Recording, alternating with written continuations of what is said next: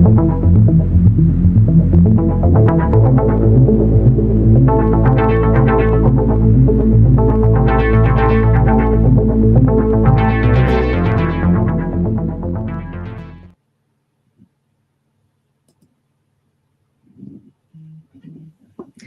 everybody. I get that thing off the screen. Hey, how are you doing, everybody?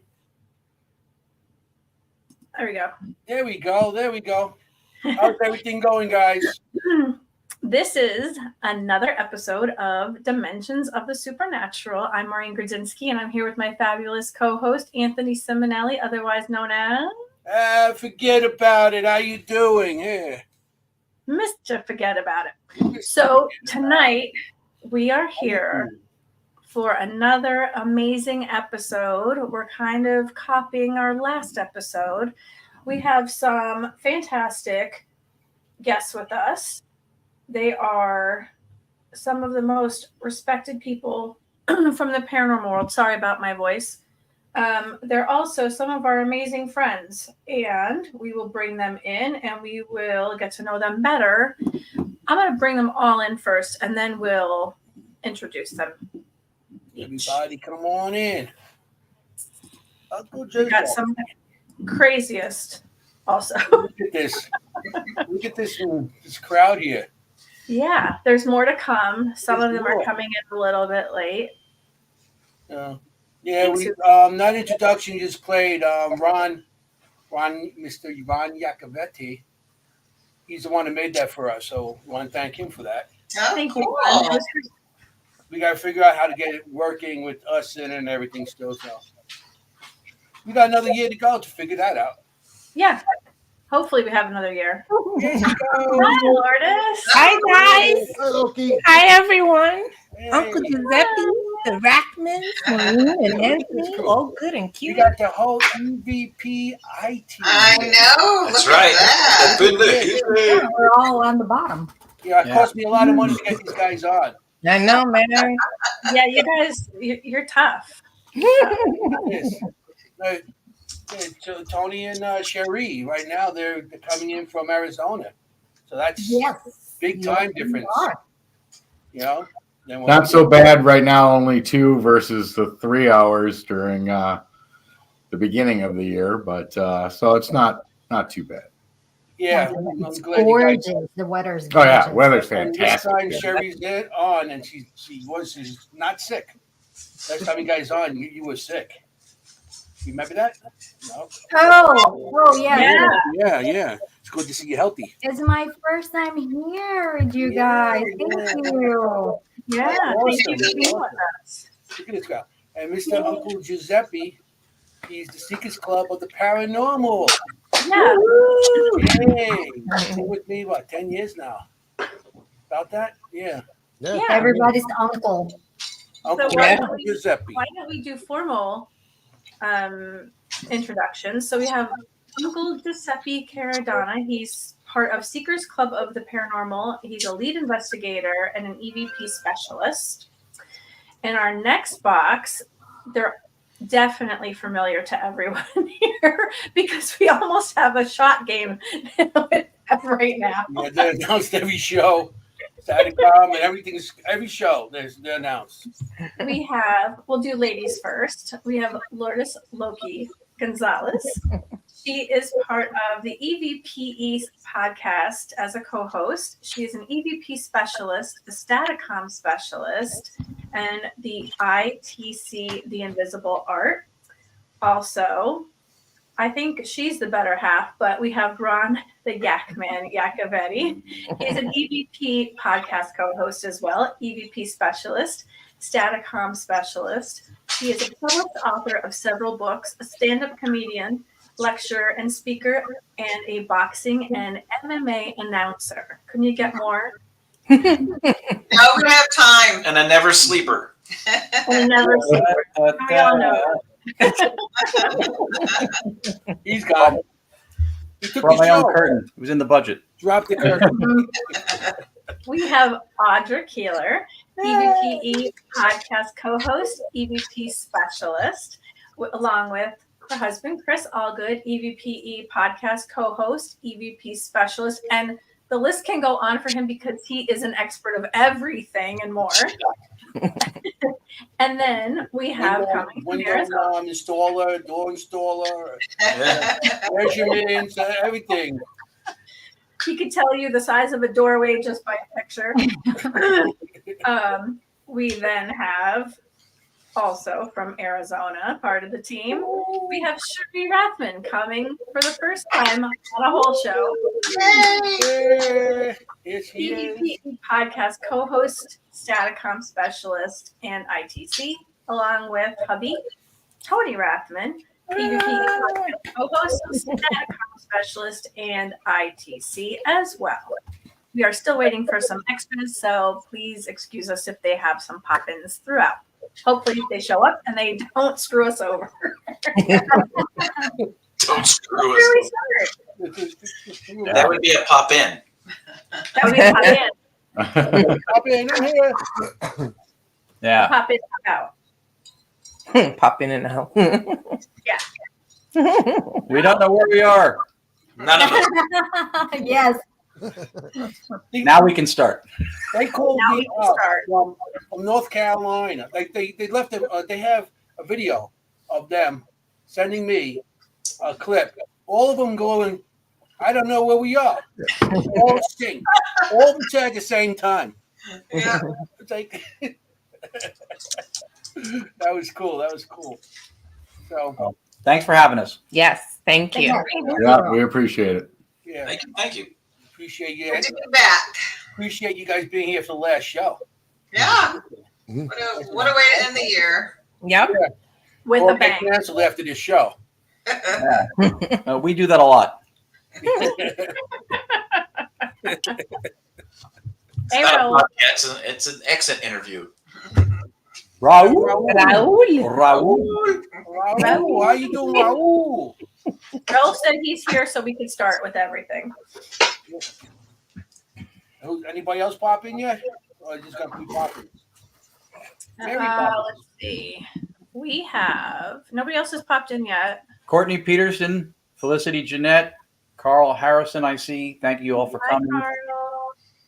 And we can start by making a quick reference to what you said, which was last week's show. If anybody got to see the cast you had on with everybody last week, that was an awesome show. Yeah, it was. Really, really good guests on it and a lot of really cool stuff that they shared.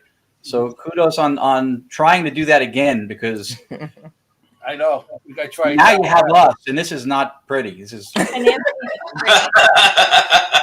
Hi, Kenny. Where I am's not pretty, so. We're not noticed. Oh, okay. yeah, great show last week though. Yeah. As a matter of fact, Jenny's actually with us right now. Yeah, She's Jenny- watching. Hi, Jenny. Hi, Courtney. Jenny's a regular on the show. She always comes in. Is it Jenny or Jeannie? How do you pronounce her first Yeah. name? Jenny. Jenny. Jenny. Jenny. Jenny. Yeah, Sharita said to me, "Do I need to post the comments?" I'm like, "We're not the host." I'm like, okay, I forgot. If you want, just say hi. How you doing? Yeah. I'll be. It's okay. I'm sitting here with my mouse on my hand on my mouse the whole time. I don't need to hold this. I know. Right, right. Completely different. Hi, Andy. So I'll man the comment section. You guys don't have to do anything. I know that you're used to doing that. I got a couple of questions I'm going to ask tonight, but I wanted to wait till some of the guests come on, other guests too. You know? Sure. So just sit there and talk amongst each other. We do that every week on Mondays. Thank you. I thought we just made it clear we're not hosting this one. Ron Lourdes, you guys going to England. Let everybody know everything about that. Yeah, That's tell right. us about That's right. You guys are an international podcast. This is going to be shown in the UK. We're going to be speaking, presenting, doing panel discussions at the Festival of the Unexplained, September, I think it's the 19th through the 22nd, 2024, at Bosworth Hall. I think it's not far from Birmingham. I'm not sure if it's in Manchester. I don't think so, but not too far. We're excited. It was an honor to be asked. When we got asked, they're going to have the cast of the Holzer Files reunited, I think, for the first time at a Paracon with Oh, wow. Dave Schrader, Shane Pittman, and Cindy Keza. They have Danny Moss, another group called PTI, I think. Daniel Class. Daniel Class, Dr. Doctor. Kate Sherrill, these two chuckleheads over here. Yeah. So thanks for plugging it in the post for over there too. We're excited to get out and share what we do, and we're excited about tonight too, because this is one of the things we preach every week on our show, is that everybody's got good evidence, everybody's been to great locations, but if I'm going to brag about anything, I'm going to brag about I have the coolest friends in the business, and you're looking at a bunch of them right here. So I was very happy that you guys decided to do this and bring everybody together. I know we're waiting on a couple people, but it's the coolest part about being in this community, right? And we say every show, community's not great because we're in it. We're in it because it's great, and you're looking at a lot of the reasons right here. Thank you. I agree. Yeah, and I agree 100%. You know. So, Chris, Audra, you have anything coming up or anything? I'm going to give you your plugs now.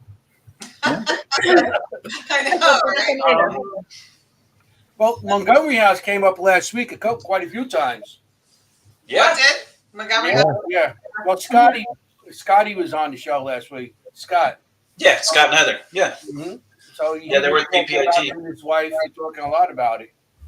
Yeah, you guys must have been ringing last week because you guys were brought up a lot. That's just old age, though, that happens. Tell me about it.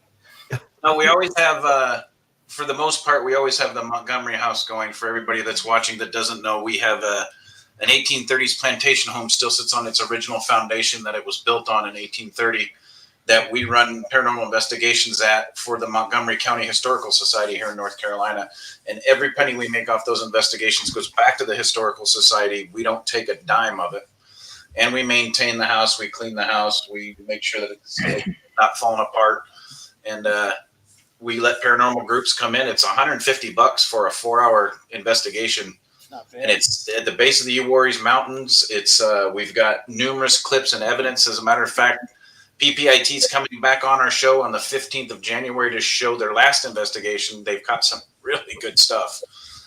We're going to have them back on too. So Scott will be back on with Michaela. We've got EVPE every Monday night. Yep. Yes. UNX on Facebook, on YouTube Live. I might know some of the cast. What are their names again? Oh gosh, that's escaping me. Might be on the bottom of your screen. But Yeah, those people are very hard to. I mean, it's so hard to find your show. Nobody ever watches it. I know. It's like, you know, That's our shameless plug. If anybody ever gets near Charlotte, North Carolina, Look us up. look us up. Shoot us a message on Facebook. We'll get you into the Montgomery House. There's been great evidence caught there. The 6 of us with EVPI did an investigation there and got some. We had a 3-part show, 3 different shows of the evidence that we captured. That wasn't even a tenth of what we caught. So It's really good. go ahead and look us up, and we'll get you in. somebody. Yeah, that's cool. That's. I mean, that place. I can't wait to get down there with you guys and check it out.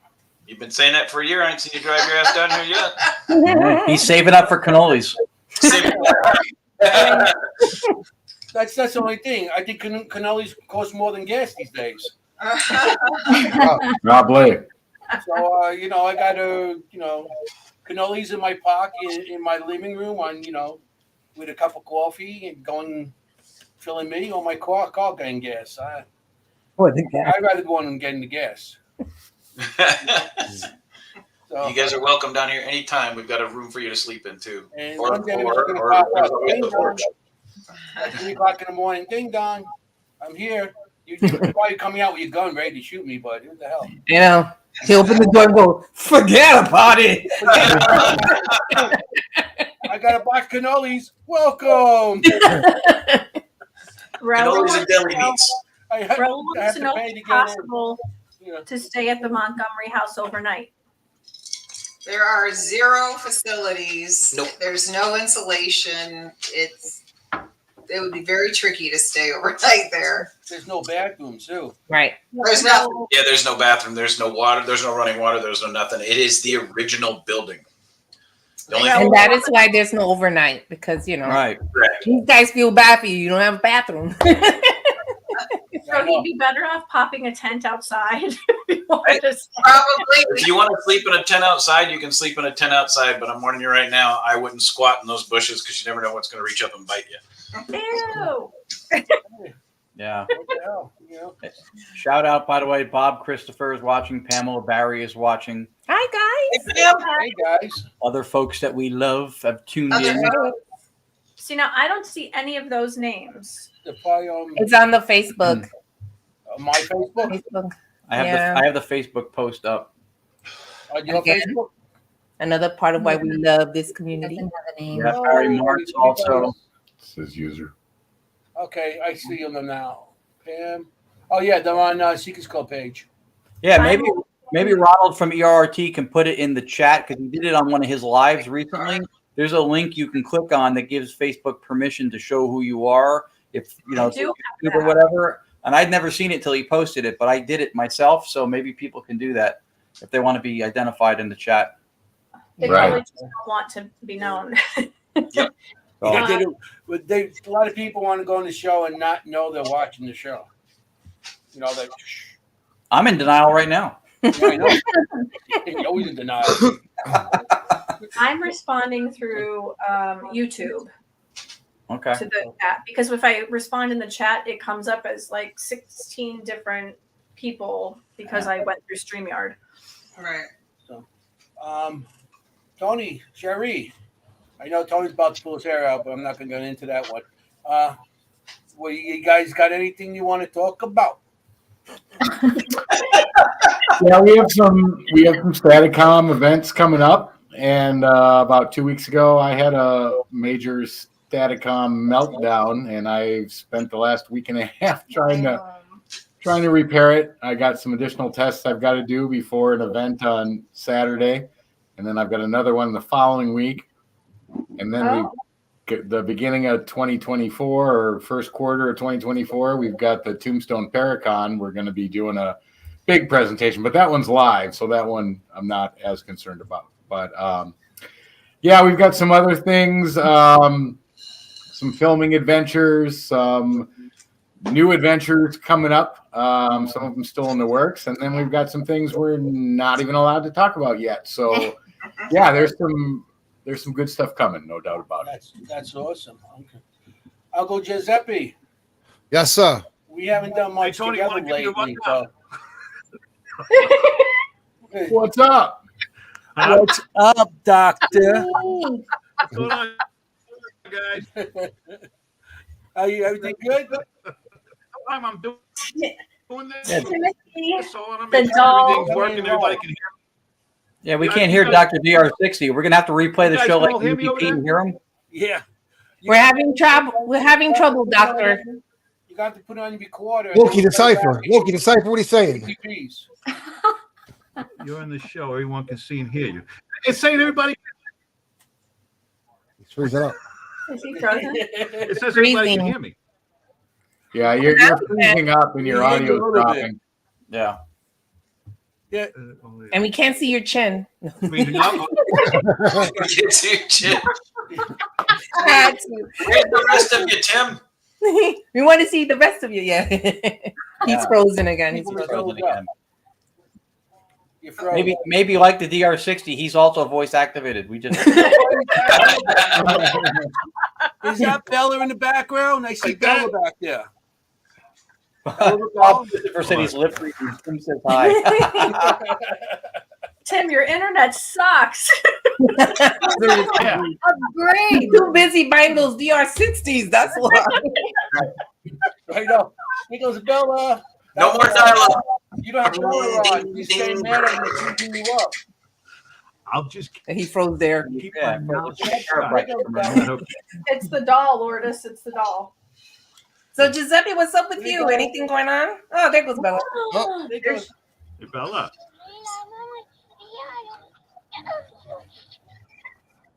Okay, man. Yeah. You guys still can't hear me over there? Yeah, you're freezing up. You can't hear me, We can huh? hear the doll except for you. Well, you on your phone? Are you Wi-Fi on your phone? My fucking internet sucks. I should go on my phone. Maybe that'll work better. That was clear. That was clear as a bell. That was fun.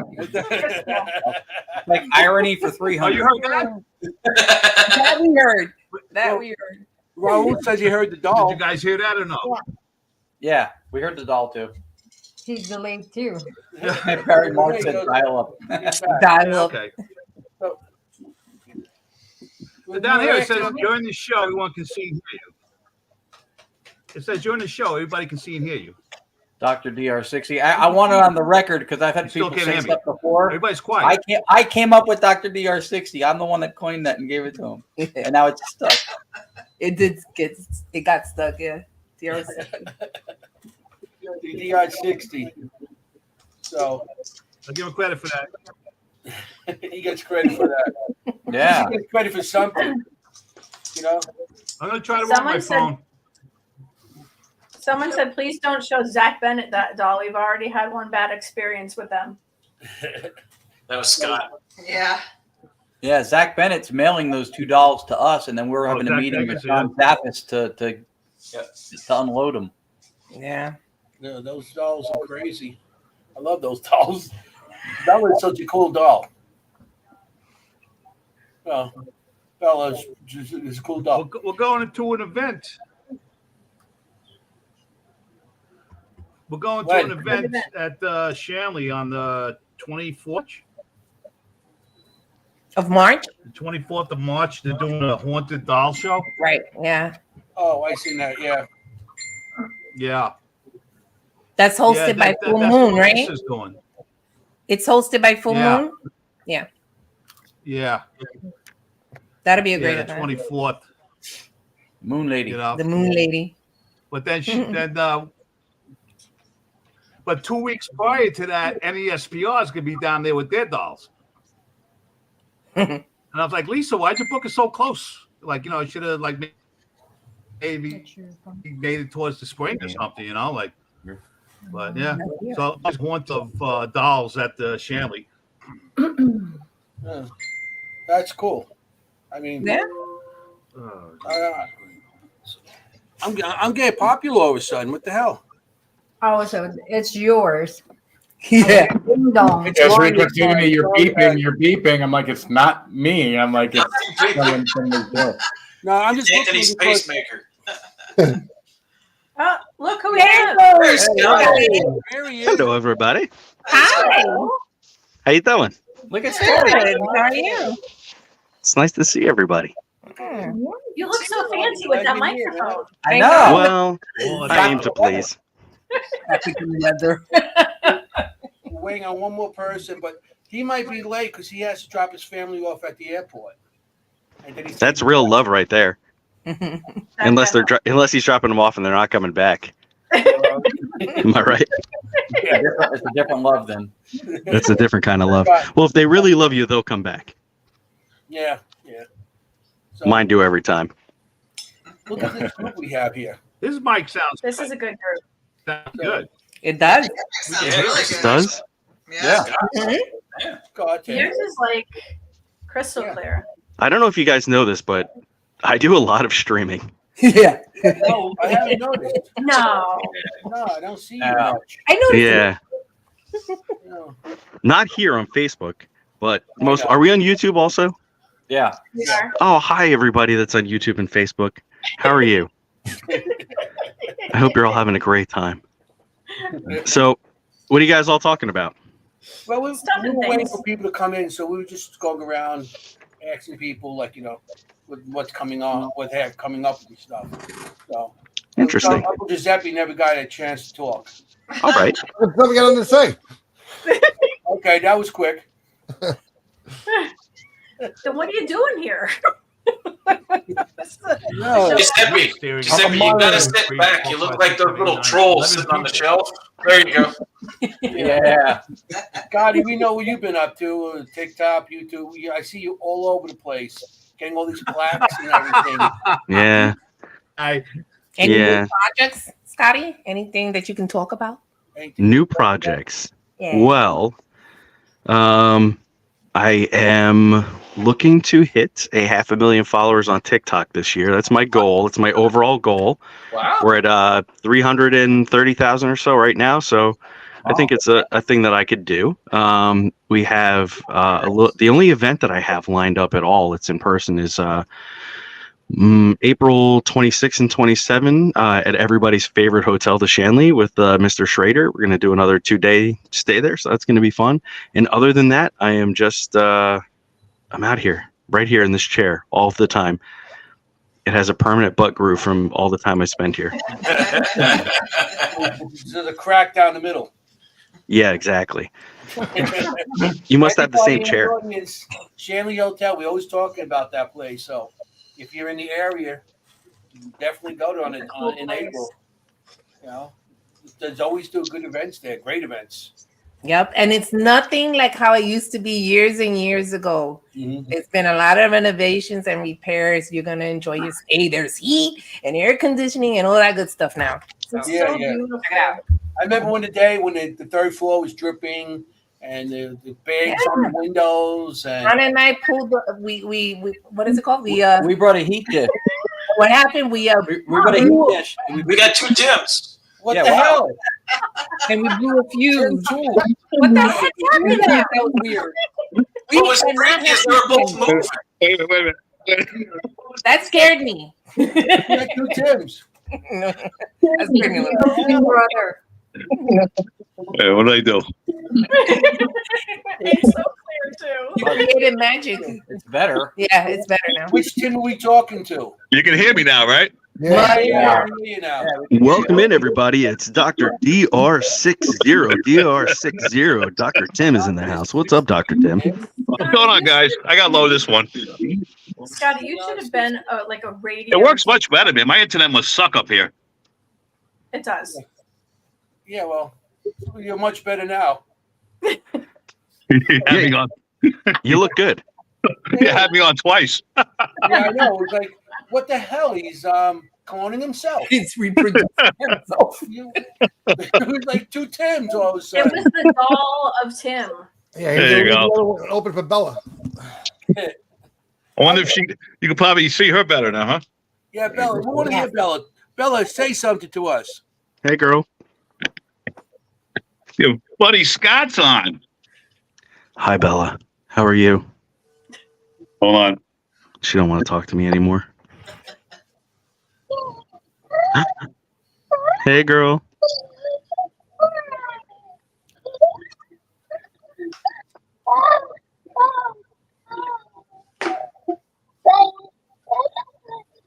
I could have swore I heard her say, "How are you, Scott?" Maybe. Hey, I Bella. thought I heard Bob. But What are you gonna do? What are you gonna do in the new year, Bella? What are you doing for the New Year's? Sleeping. Yep. Yes, that's our answer. That's your answer. She's sleeping. Drank too much. She drank too much. She ain't the only one. You have a history with women like that. Ouch. No. We were in the Ritz Theater, and there was a prop, right? A Yeah, a doll, big prop dummy doll. and he was Oh, dancing. That's why. I saw the pictures. That's pretty funny. I like it. It was Yeah, hilarious. he's dancing with the doll.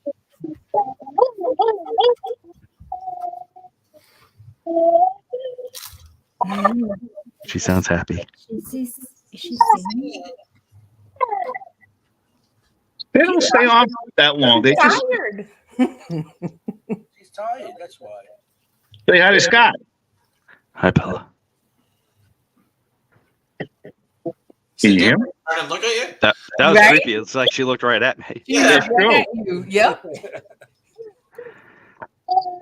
It's like soon as you said hi, Bella, she went. I know. She was like, "Oh, I know that guy." Yeah, she's done. She's like, "No, I don't want to I'm talk to done. that guy." I don't want to talk to him no more. See Scott? You see anybody else in the room? Want to say hello? Looking around at everybody. Yeah.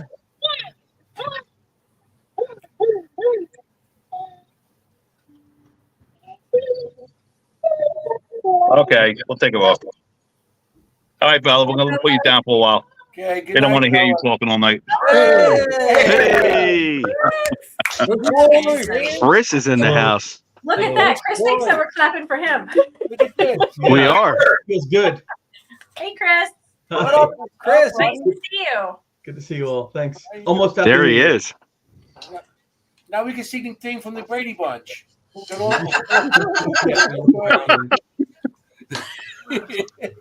We got 6 boxes here. This is great. How the hell did we end up as the maid? I don't know. So we'll have to look up. The fuck? I'm Mr. Brady. That's funny. So, hey, Chris, how you doing? I'm doing well. I just got to see my granddaughter for a few days, and that's the highlight of my year. So, that's awesome. That's awesome. It's nice. Highlight of the year. Yeah. Such a cutie. Yeah. She was trying to be an elf queen, and she had magic elf arms. I had to wear green underwear on my head, green. So it was a great time. That's awesome. Oh, that's cool. Maureen, you want me to start with the question? Sure. Oh, wait, Chris, before we go, we had everybody give a plug of where they're going to be. You going to be anywhere or do anything or that you could talk about? I'm going to be in this chair right here playing Baldur's Gate 3. I've got a really cool cleric, half elf. I'm just getting ready for the Netflix stuff for this year. So we're just waiting bated breath for that. The editing is all done, so we're just going to wait for a date. So that's my news. Very cool. We can't wait to see you on Netflix. Uh-huh. Very Thank cool. goodness somebody's getting out there. Yeah. That's And nobody better, I might add. Right. That's right. Yeah. Agreed. If anybody's got the right message and deserves to be out there, that's the guy. Yep. Yeah. I saw panel. Well deserved. Chris, I know you about 12 years, 15 years, something like that. Yeah. Long time. Yeah. Just, for people watching, if you don't have an idea how beloved he is, I one time risked my life to make a Chris DiCesare joke that I will never do again. We were at Rochester before the Paracon. I said, does anybody else want to use the projection screen for the presentation? Because I brought mine. And you hear chatter. People were talking us up in the room, and they said, no, I don't think so. The only person that might use it is Chris DiCesare. I went, oh, my God, not that guy. Nobody likes him. And everybody went, a pin drop. Everybody just I'm not sure if they're thralls or really good friends. We'll get to later of the two. I'll never make that mistake again. I can't. So I'm going to start asking a question. Last week we had a show with almost this many people, and I just do questions, each box, and we went around, So it's going to be like a question. So answer what you want. All right, and of course, anybody wants to throw jokes in there. It's always good. I know Scotty's good for That's what I'm here for. Giuseppe, that's what I came here for. That's what Joe's here for. That he's a comic relief. So, okay. What does it take to be a real good paranormal investigator? Giuseppe. Heartbeat. I guess he's right. Without a heartbeat, be the other end, and you be the ghost that everybody's looking for. No, honestly, I think an open mind. You really need to view things from both sides. You just can't look at one way. I was lucky when I started off with Anthony, they hired me as I came on as the bunker. So I looked at everything from the opposite side until I couldn't prove anything else. And you know what? I had to be the paranormal. We did 3 years of that, Ant? Yeah, you did. Before I finally got convinced of it? Yeah, it took you a bit, but I mean, he came in more of a skeptic type, like, I believe, but I don't believe. Right. And it took about 3 years. And now he's a full believer. I mean, we've been in some nice places together. Mm-hmm. Even after meeting Chris after the first year, I still didn't believe. How's that possible? Yeah. My wife either. Matter of fact, the first event we did, Joe, was with Chris. Chris was You were in Geneseo for your 30th. What was that? I forgot. 2015. Yeah, the 30th anniversary of you at the college as the ghost boy of Geneseo or Erie Hall. That's when we first met you. Well, it's when he first met you. I already met you before that. Good people. Yeah. So, I mean, What is I'm that? an ex. I hear talking. Mm-hmm. Yeah, I heard it too. Oh yeah. It's There's Staticom. talking happening. It really kind of sounds like in the background. Nobody is near me. It sounds like somebody watching TV You over do here. very good with the sign language, Anthony. I got sign language, all types. I know. It's usually not the ones we see. Oh my God. Ron knows this one all the time. We all know this. So, Ron. How do you guys do this on a daily basis? I'd like to know, how do you do this where you're staring at like 9-10 different people at once? Who does this on a daily basis? It's like jury duty when everybody's guilty. Yeah. Well, We don't usually do 9 screens though. no, we usually have like 1 or 2. Yeah, I know. It's just interesting. It's like I see everybody. I'm using my phone. I want to try my computer again just to see if it works better. But it's just weird how you can see so many people. Like, and you try to figure out who's talking by look. And my screen is small on the phone. Oh, you're on the So, phone. Yeah. You know, when somebody's talking, you got like who's talking now? Who's doing it? Who's that's not is that Ron? You know, you can't tell. We saw your ear for a little while. Yeah. Clean. Nice and clean, by the way. Good job. Thank you. Thank you. Yeah. Scotty. At least once a day, you know. The trimmers are sharp. There's no hair there at all. I got to do my nose hairs next. Those are no things. I think you had a mustache. Really? What's going on in my nose then? The hell? It's not a mustache. It's your nose hairs, man. What the hell are you growing? My nose hair's growing out. Yeah. This really should have a function where like the box lights up like they have on Zoom. Yeah. See, Maureen, with you on my phone, the live 3722 is right on your face. Oh. Does it make Yeah. you look better? Is that a countdown or? Is it in the right spot? I just can't see you. Just tilt a little bit and you'll have red hair. You see your thumbs up, though. Ron Lourdes, I'm going to ask you the same question. Okay. Go ahead, ask the What question. makes it a good paranormal investigator? Well, I totally agree with Giuseppe. It takes an open mind. You got to be open mind to look at everything, not ignore things, but not also think that everything is paranormal. You know what I mean? And you got to do your research. You got to, if you're going to do this, you got to know what it's about, what it came, the history of it. I think that's very important too. Yeah. To be able to do that. Yeah. Oh. What do you think? I agree with both of them. Waka Yacman. Yeah, Yacovetti, that's me. I agree with both of them. I think not only open mind. I think you got to reserve the right to be wrong. Right. You got to reserve the right to change your mind or your opinion.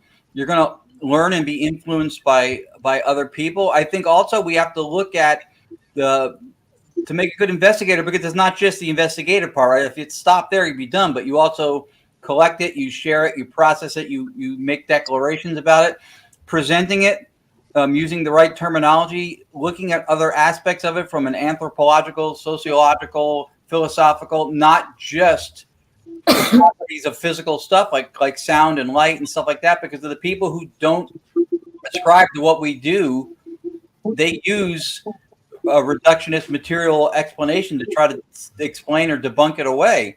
I think being well-rounded is I guess the concise way to say it. Just every aspect of anything in any area of study that could factor into it is worth looking into and seeing where it dials in or could dial into what we do. Preach. Also, by the way, Ron has 4 books out, if you couldn't tell by his vocabulary. If you want to pick those up. Pop-up books. The dictionary, the other stuff. Where can we get those books, Ron? They're on the shelf over there. Yeah, I went to Cesare on my answer. They're right over there. Amazon. They're on Amazon. I love So if you're watching this and you need some good to read, pick up Ron's books. They're very good. They're very well written. You might need a thesaurus to figure out what he's talking about, but that's okay. I did too. That's a dinosaur, isn't it? A thesaurus? Yes. It's the one with all the spines on its back. Yeah. I know when Ron talks, sometimes I'm like, what the hell? And Do you get it? I get Because the it book all, has a spine. yeah, okay. That was good. That's a good one. Fine. You guys look like ants. You're all over the place. I'm getting nauseous looking at you. Let's take some seasick pills over here. Come over to my hands. You know, I got arthritis. You know. Yeah, we need Dramamine to do the show. Oh man, this show's not going anywhere. I can't beat last week's show, huh? We got beat. I don't have a show, man, but I have to have a beer. You know, somebody got me a Yeti for Christmas, and I know it's most of the time you probably put coffee in it, right? I wanted to try it with beer and see how long it stays cold. So. Nice. Let us know. I do it. I've done it. That was great. So. It's still cold. Nice. Audra. 5 minutes ago? Like No, I put it in there. I put it in there about 15 minutes ago. It's Scottish beer. You ever have Scottish beer? No. No. Well, they called Jacks. It's called Innocent Gun. Really good. No, I never had Scottish beer. I can't. They're probably good. Scots know how to drink, so. You know. We have a question in the comment section. Oofy, who's like one of our regulars, she wants to know: is there a guild for paranormal investigators? A guild? Like the Lollipop Guild? Yes. No. No, I don't believe there is. I don't think there's so much a guild, but there is like what's the word I want to use? If I were going to give it a word, I would use the paranormal hat. It's terrible. It's very clicky. So there's no guild though. There's nothing that strings us all together. Unfortunately, because that's kind of what we need. Not a bad idea. A unified there are body. societies. There are societies. Yeah, but who's running it? Yeah. Societies created by the cliques. We are thinking about starting a union, though, but there will be fees. Yes. Does that union have cliques? As all of them do. Yeah. I didn't finish my questionings here. All right, let's go, Anthony. Sorry. Say, kid. Anthony. Let's go. Yeah, you hurt my feelings. Don't. Sorry.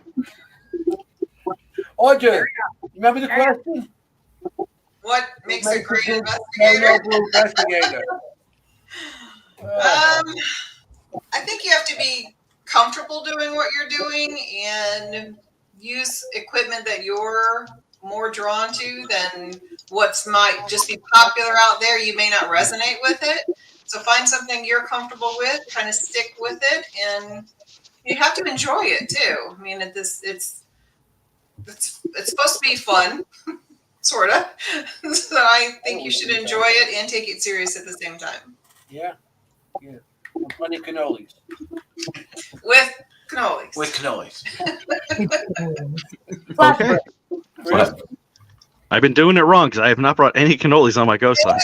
Thanks, Scott. Next time. You gotta bring cannolis. Gotta bring those come out. And when those come out, at least you're satisfied with something.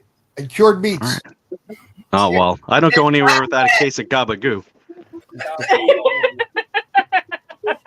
good. Gabagoo. That's hysterical. Gabagoo. Annie. Ooh, next. You know the question yet? Or Who's you- next? You. Chris Bob. Hear my name, sorry. You talking to me? You. Please. I was a little disappointed in Audra that she didn't say situational awareness. That's your gig. Yeah. Boom. Your gig. In order to be a good, we'll start with good because it takes a lot to be great. In order to be a good investigator, you have to realize where you're at, what around you and your environment affects your equipment.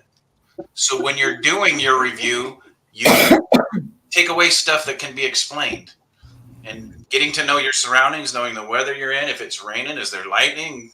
Is the floor creaking as I walk through? What size is this room? Where is the light coming in as traffic goes by? Is it casting a shadow on the wall? So I don't think I just caught a shadow figure running across a room.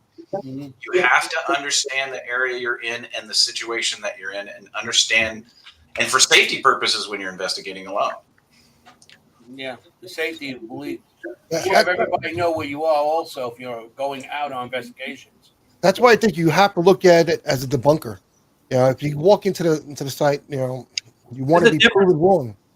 Yeah, there's a difference between debunking and explaining them too. I think nobody does situational awareness better than he does. I'm just again going back to my reason for being an investigator. The way we phrase things, or the way we frame it for people not in the field, I think is important. And debunking is trying to prove something is not what you think it is. I feel like it's it's loaded with agenda. You know, when teams go, we're scientific, we go into debunk. That's like going into a multicultural, multi-ethnic, multi-gendered party going, I'm in here to hate, but if I find somebody I like, you mean you're already starting from a platform. Being able to debunk, there's nothing wrong with. But Chris Allgood, situational awareness, to say that he's good at that is to say the Atlantic Ocean is wet. I appreciate that. Well, I mean, it takes away everything. It takes away, if you have situational awareness and you understand your surroundings, you understand everything involved in the investigation prior to starting it, then when you're doing your review and when you're showing somebody something and say this cannot be explained, you can honestly say, I can't explain what caused this, because you've already eliminated all of that. You don't have to debunk it. Yeah, right. And I'll tell you what, Uncle Giuseppe is excellent at that. When we've done investigations with him, he's on point with knowing what's going on when he captures stuff and when stuff's being recorded. Mm-hmm. Yeah, that's what you're here for, Joe. You're here to debunk us tonight, Joe. Well, just to know the awareness. Cherie, can I ask you the same question? Okay. Well, for me, I think there's so many things, but I think it's about knowledge. And also there's so many paranormal investigators right now, like wanna be like pretending I wanna be. So I think you gotta know what you're doing. The same with whatever Ron, Loki, Chris, Audra, and Uncle Giuseppe, whatever they say, I agree with them. But mostly, there are so many paranormal investigators. It's like a wannabe. So they don't actually know what they're doing. There's no knowledge. There's no, I think it's more on, I guess you got to know what you're doing, and whatever. If you're entering paranormal investigator, you got to know that you have a passion, you know what you're doing, etc., etc., etc. That was good, though. That was good. Yes, I agree with Cherie. But I think the bottom, you can take every knowledge of every different investigator, from the people who have experienced and done everything to the people who are just starting out. But I think one of the most important things is the word Cherie used, which was passion. And if you're passionate about doing it, that'll force you to do a couple of things. One, it'll make you question everything. And that's important when you're dealing with the paranormal. When we're missing 90% of the variables that are being interacted with us, and we don't know what those are, that's when we have to not only test something, but then formulate a plan and variables and test it again and again and again, and continue that evolution of the plan. And again, being passionate about what you're doing, having that interest, keeps that whole situation rolling forward. Because let's face it, how many people over the last 10, 15 years have you seen come, get attention, and then disappear?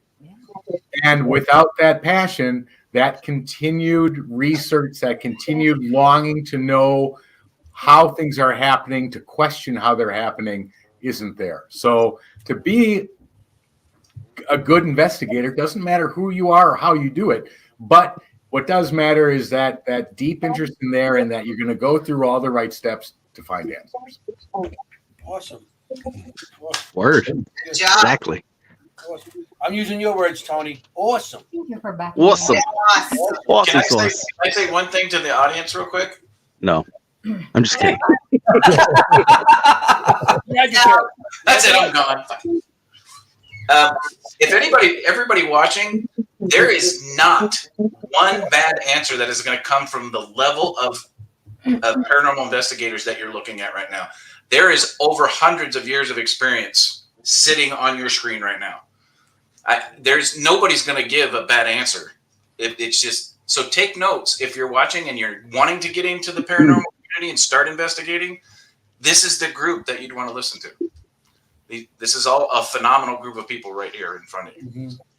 Aside from me, I agree with that. You guys are all great.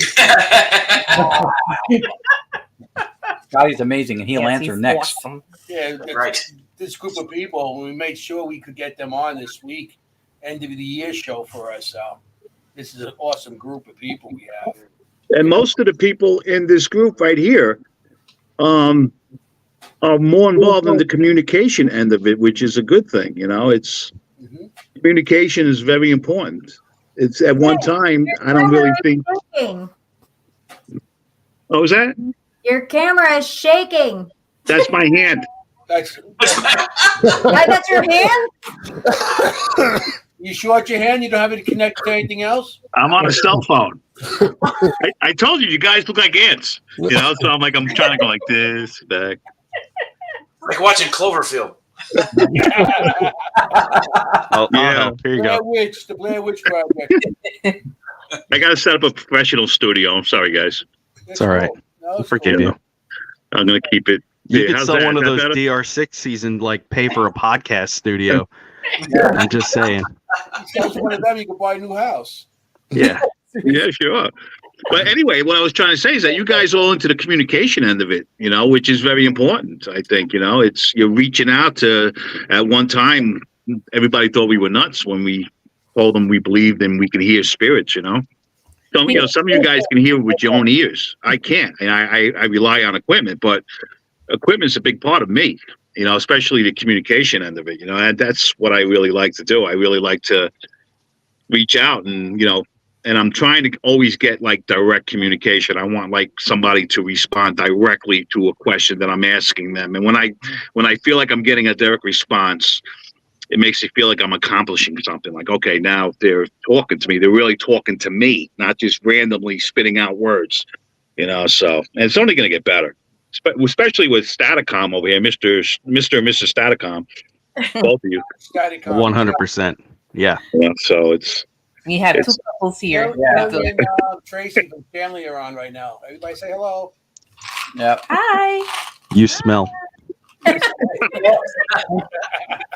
Tim, that's not only a great point because we all have the ways we communicate and stuff, but for the last two people who are about to answer, Scott, who is not equipment driven, though he uses and understands it very, very well. Well, Scott's got a special gift. Scott's answer is going to be interesting. And then Mr. DiCesare, I've had the pleasure of lecturing with him before, and the juxtaposition for him is that he didn't ask to be involved in the paranormal community. The paranormal community from the other side found him first. Came looking for his, him. His perspective is going to be a little bit different to hear. So after Scott and then Chris, those are two answers I'm actually really looking forward to. So go. Wow. I already have to fill the big shoes of Chris, which is strange because I don't know. The best thing to do when you guys all gave 100% answers that I would give. The only other thing that I would ever say to anybody who wants to get involved with this, do it for the right reason. You get involved with this, just do it for the right reason. The passion of it, of course, the understanding, trying to understand the knowledge, what is actually happening. With Ron, I couldn't agree more. Be ready to be wrong. I'm wrong all the time, but when you're wrong, it means that you found the right answer, which is great, or at least you got closer to the answer that you're really looking for. So definitely let your ego get the back seat when you're doing this, especially if you're somebody who is like me or Chris, who are trying to understand our own emotions and feelings and things that are coming in from a different space than the equipment. You have to be ready to be able to interpret and do your best to understand what's happening, and then explain it in a very down to earth kind of way that includes everybody, which Chris does so well because he is us. He's the regular everyday guy. He's a wonderful teacher, and he has all these wonderful experiences that he shares with us so openly and kindly, I might add. So he's the kind of guy when I'm reading his book, I'm reading about him and his experiences, and I'm identifying with him so much that it makes me a better medium or psychic or paranormal investigator. And that's what I think you need to come into this whole thing with, is like, make sure when you come in, be ready to have peers and not be the leader unless they ask you to. And in that case, you better be ready to go. That's my answer. Good answer. I clap, but I don't want to drop the phone.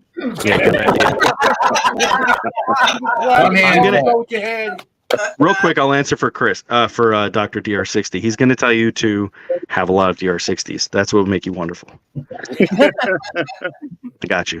If they were affordable, I would tell a lot of people out there to buy one. They're just so damn expensive, unless you can find them in a tag sale or a yard sale, whatever you call it. I always tell a friend of mine, if you ever see one at a yard sale, just go over there, ask how much. If they tell you $100, regardless if it's working or not, just take it. It's because you never know. If it's working, it's in your favor. If it's not working, okay, you lost out on $100, but I would take that chance. Explain DR60 to people in the audience, because we have a lot of people who might not know what a DR60 is. So let's say that again, Ed? Can you tell everybody in the audience what a DR60 is? Well, DR60 is just a digital recorder. It's a believe it or not, it's a defective recorder that came out in 1998. And Panasonic took it off the market, I think, in 2000, and I'm going to say 2003, I believe it was. And because a lot of people were complaining that they were hearing voices in the background. I don't know how the paranormal field actually got involved. Somebody did some kind of homework with that DR60 and figured that it's not just voices that's coming from somebody else in the room. It's something else happening, Mm-hmm. And I don't know the whole history of the DR60. All I know is that since I've learned about it, when I first got it, I think I paid like $1,000 for it. This is going back about 5 years ago, and I tried it out in my room, in my living room downstairs, and part of my head was saying, "I can't believe I just spent $1,000 on this recorder." And then another part of me said, "All right, let me give it a shot. If it doesn't work, I can always resell it."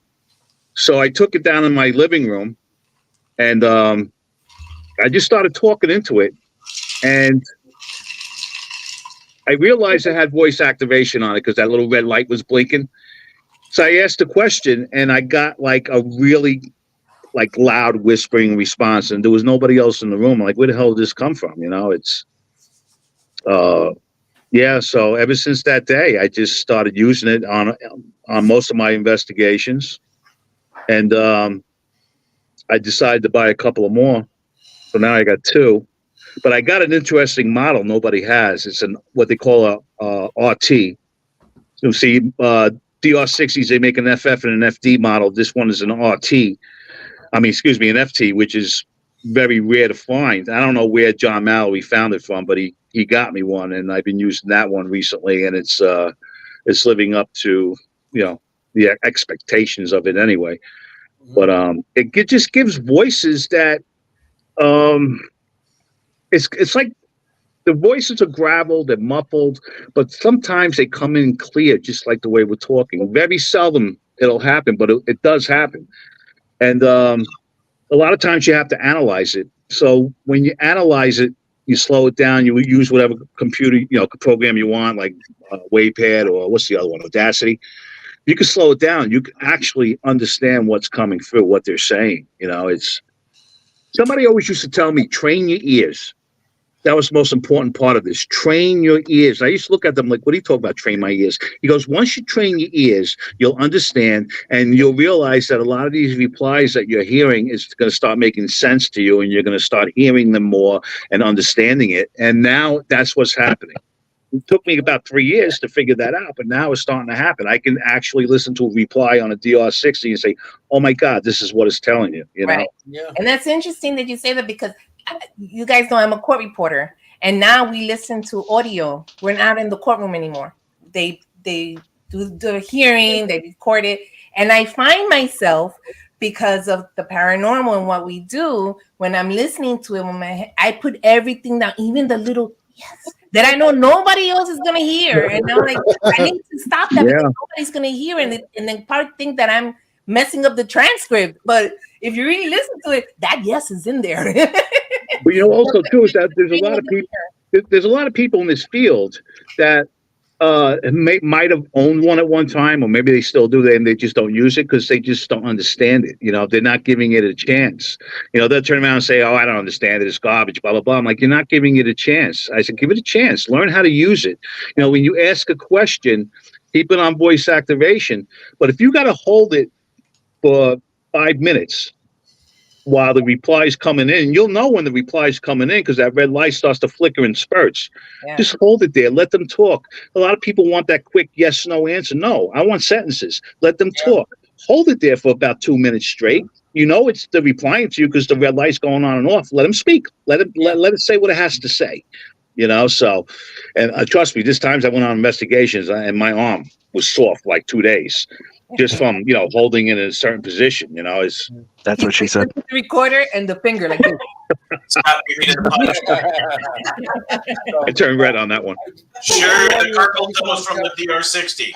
The audience, DR60, they're using for EVPs for the audio part of it. It's not for beginners. It's not one for a beginner unless you got a lot of money. You know, if you're gonna stick with it and. Yeah, so it's a great piece of tool that well, I don't have one, so Tim and Robert has them and stuff like that. So the people that we investigate with have them, and we listen, and you do get great evidence every time. So you know. Well, I like to use the DR60. Right? Are you talking to somebody else? You want me to hold off? Well, no. What I'm doing is talking to the audience, and okay. Because not everybody in the audience are investigators. They're just enthusiasts that want to listen, right, and hear us. So we're talking shop. So they're listening to us. So they're like, "What's you know, we're using our slang for what we use." So I try to explain to the audience what goes on. Well, if the audience can hear all of the voices that have been communicating for the last 3 minutes, pretty much, if you can hear that, you'll be great at EVPs because they're flying through here. Yeah, I know. Who else is talking? I don't know. We've been trying to female voice coming through, right? Yep. It sounds like Staticom. Yeah, it does. It sounds like Staticom.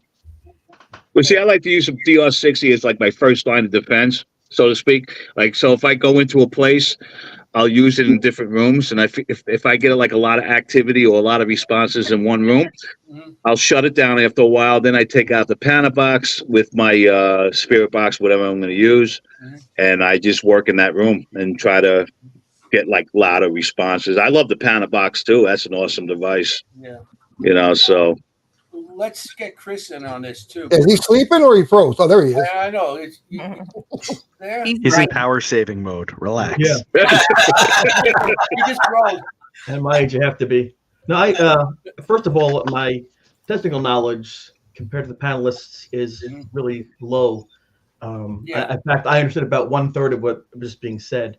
But I think that as far as being an investigator, I think that respect is the key term I would use. A respect for oneself, for the process, the people, locations.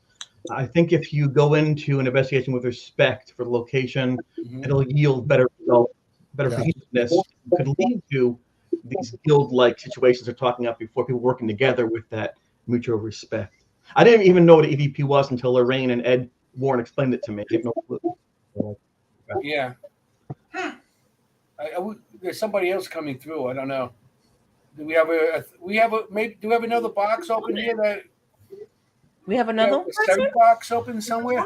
There's a woman that keeps talking, but it's so muffled with everybody talking. It's like hard to understand what she's trying to say. Yeah.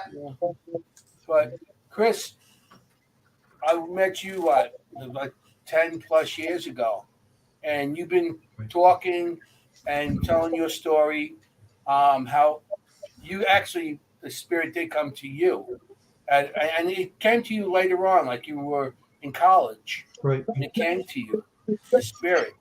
So I mean, you know, and because I did investigation with you, and it was Chris Williams. Right, And, Syracuse.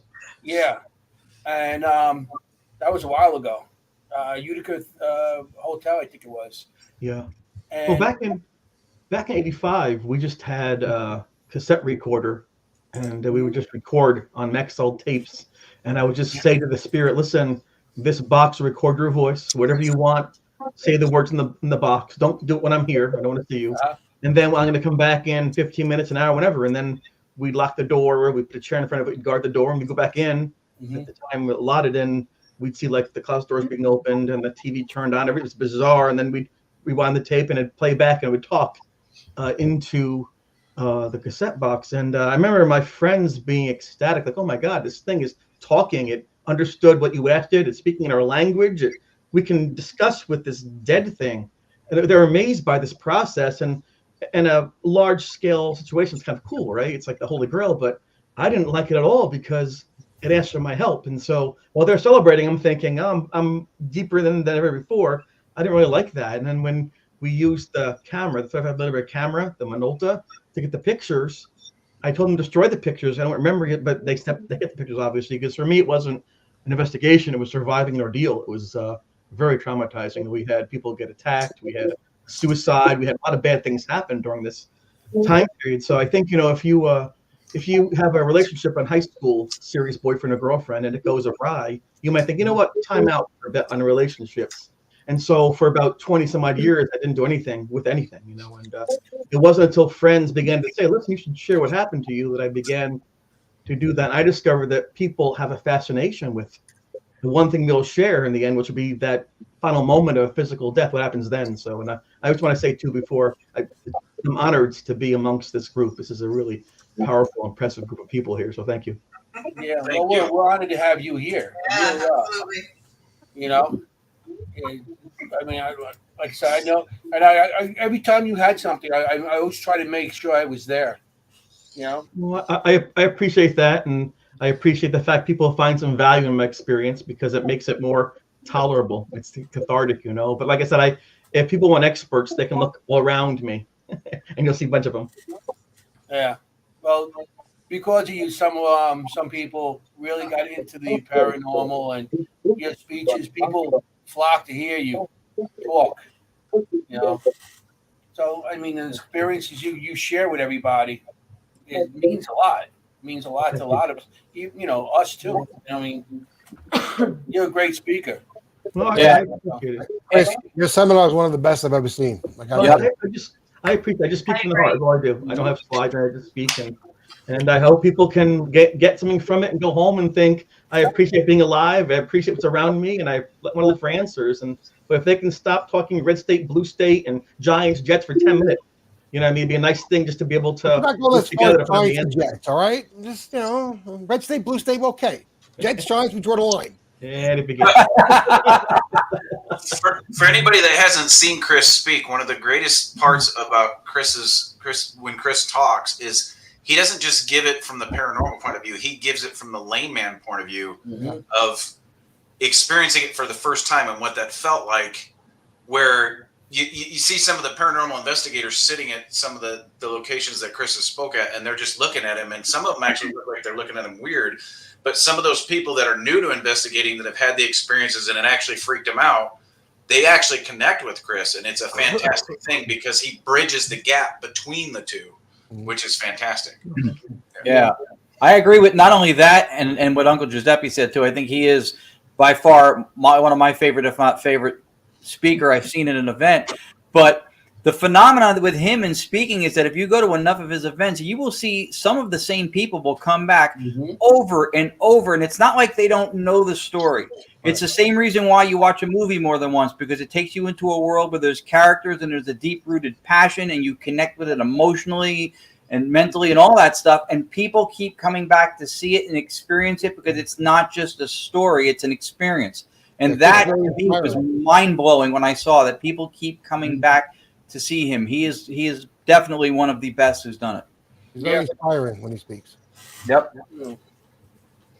The first time I ever saw Chris speak, it was also with Ron, and I left there weeping. Like, I never expected to go to a seminar where I watched someone, you know, do a lecture and walk out crying my eyes out. But, you know, coming from a place where I've had ability since I was a little kid and knowing what he went through, I walk into a place where I see, you know, I see things or hear things. I never would have thought that I would have gone to a place where I saw someone go through the same thing, but in such a, you know, a violent manner, and walk out with, you know, in such an emotional state. It's really emotional. I was upset that he talked about hot tamales and didn't give any out to anybody. No, I started safe for future investigations.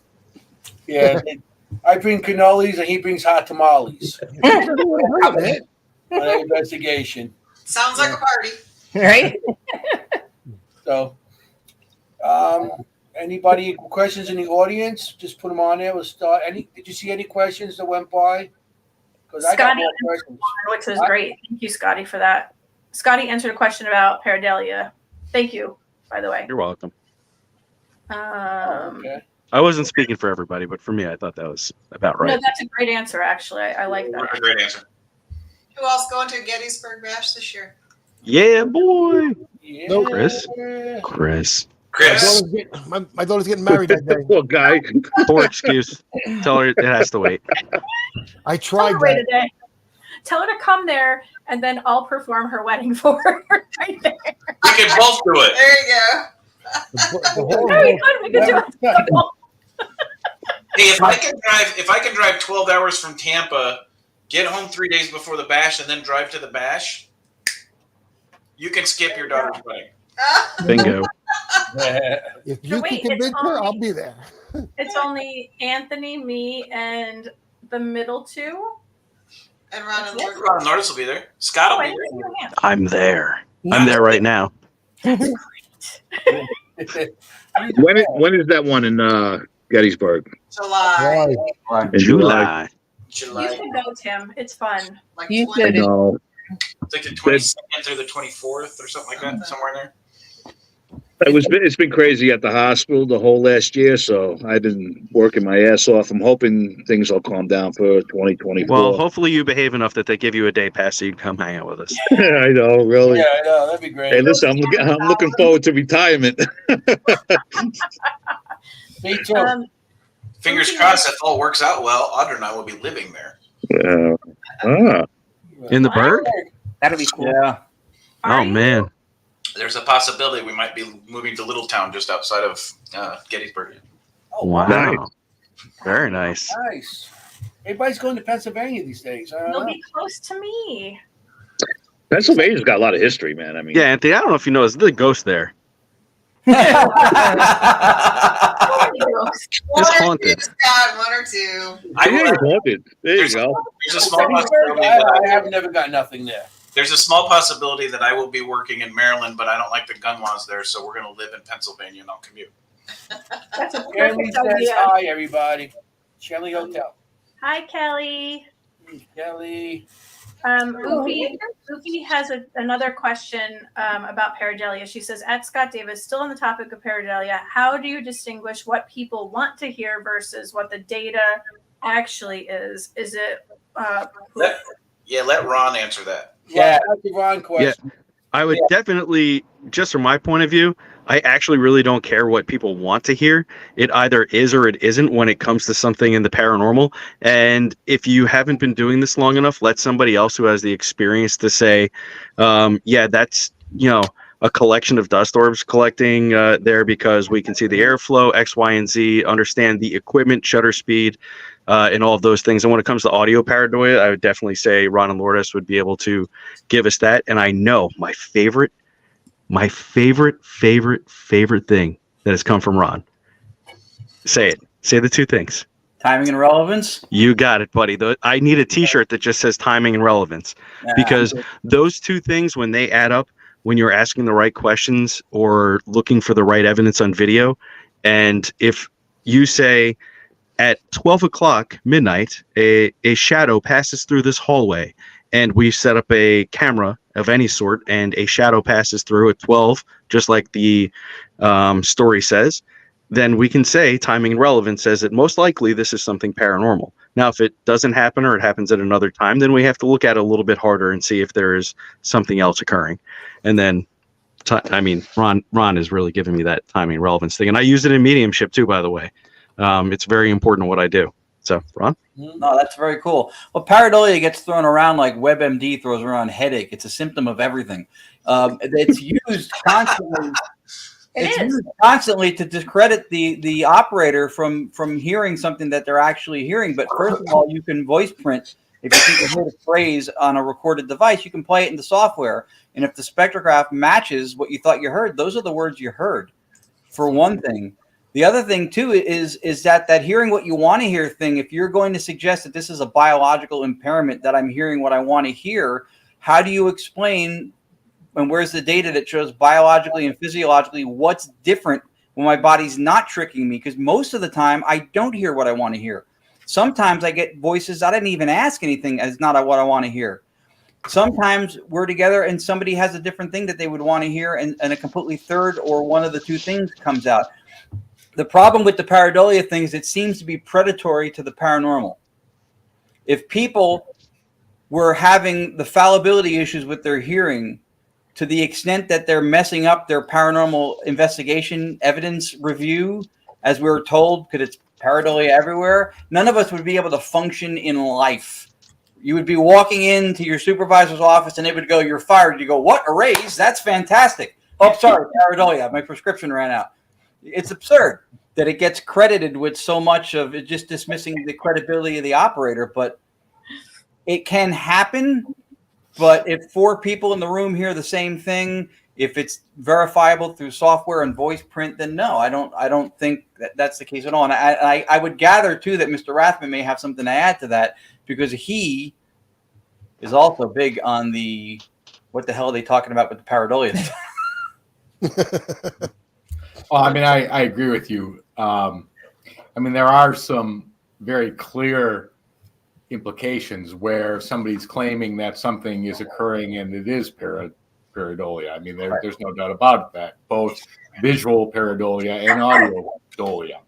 So, the concept behind what the brain from a human functionality is trained to see or to interpret, that does occur. But I agree with Scott that the data kind of speaks for itself, and you have to let that filter through the process and also test and retest it to determine whether this is something of a paranormal aspect or whether you're just seeing something that's not there. So, I guess the real question is, when you're talking about pareidolia, is A, what's your perspective on it? What's your point? And what are you trying to prove or disprove before I could go any deeper into the question itself? And that's why it's important as an investigator to be, I'm going to say, picky or choosy on the evidence that you present to people, right? And with pictures or audios, the circles and the arrows when there's really nothing there. That's why it's important to present like your best work or your best evidence and not everything that you hear. And maybe it could be a voice in there, but if it's not clear, and you're just like pareidolia can play a part, and then now you're hearing whatever. That's why it's important how you present your evidence or what evidence you present. Yeah, that's profound. It's coming from somebody who can hear everything saying don't present everything.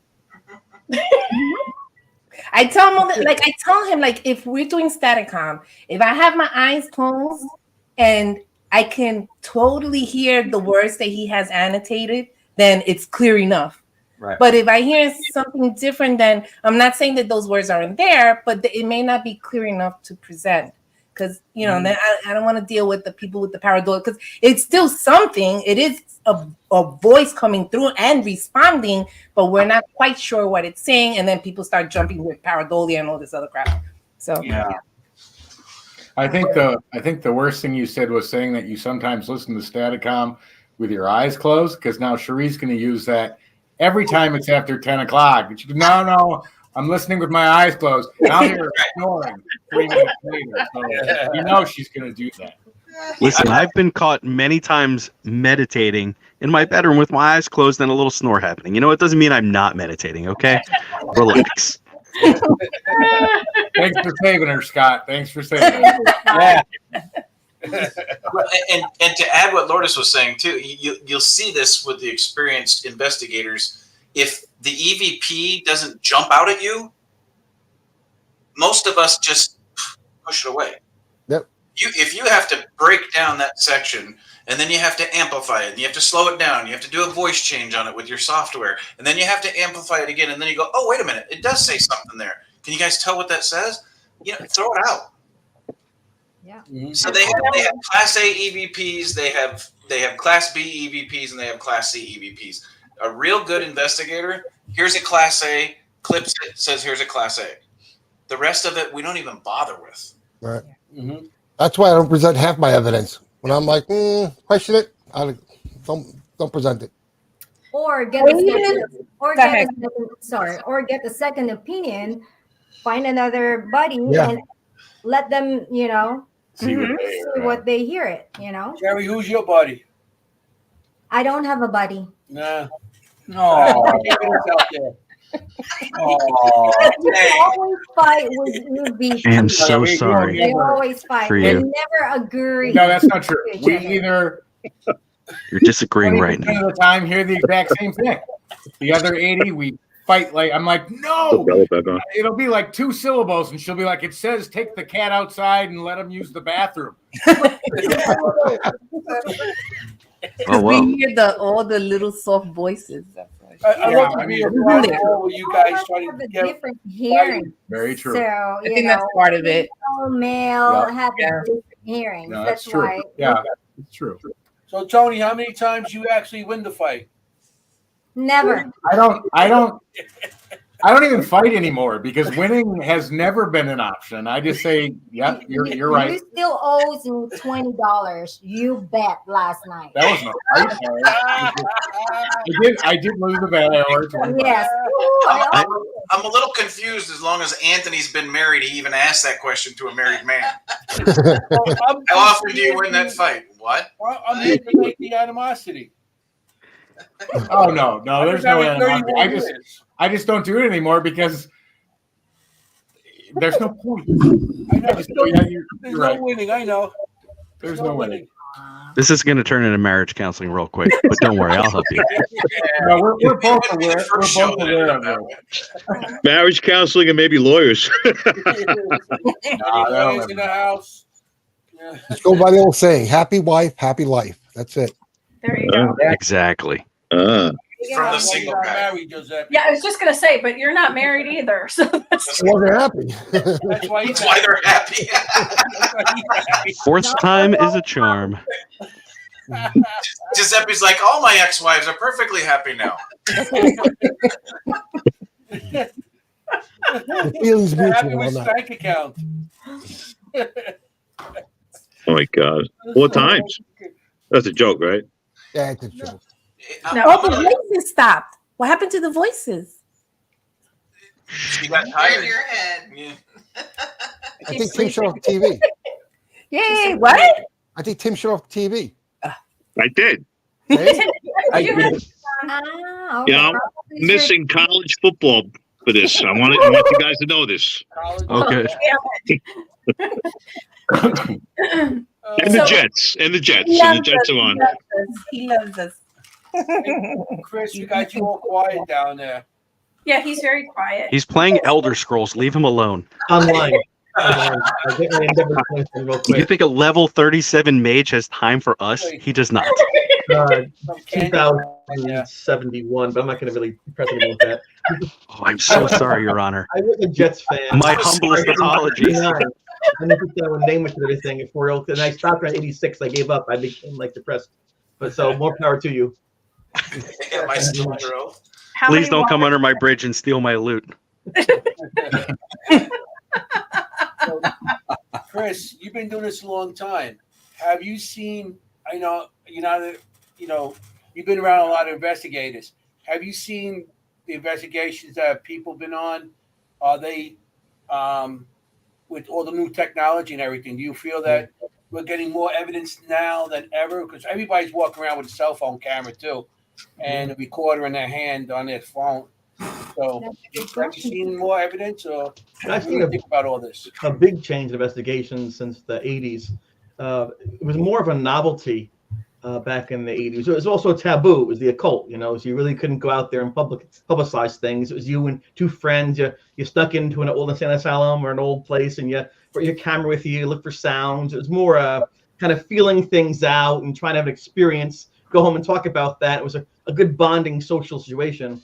With the advent of the television shows, people again understand locations, terminology, technology, and that kind of spawned this whole new interest, a serious interest beyond one's personal curiosity, almost like a science. And so I've seen it really, but it changes. It goes from the K2 meter to this. So technology's been changing in waves. It's kind of like you had like Cabbage Patch Kids, and you had this, and these waves come and go, but right now, I think for me at least, this is like the glory era, the great time of investigating, because you have all these scientific approaches mixed in with some of the I guess call it psychic or medium approaches, and it's very healthy. It's fascinating to watch, and we've gotten, as far as I can tell, more evidence, more insight into the afterlife than we had many years ago, and I suppose losing some mystery takes away some of the fun sometimes, because more of a work,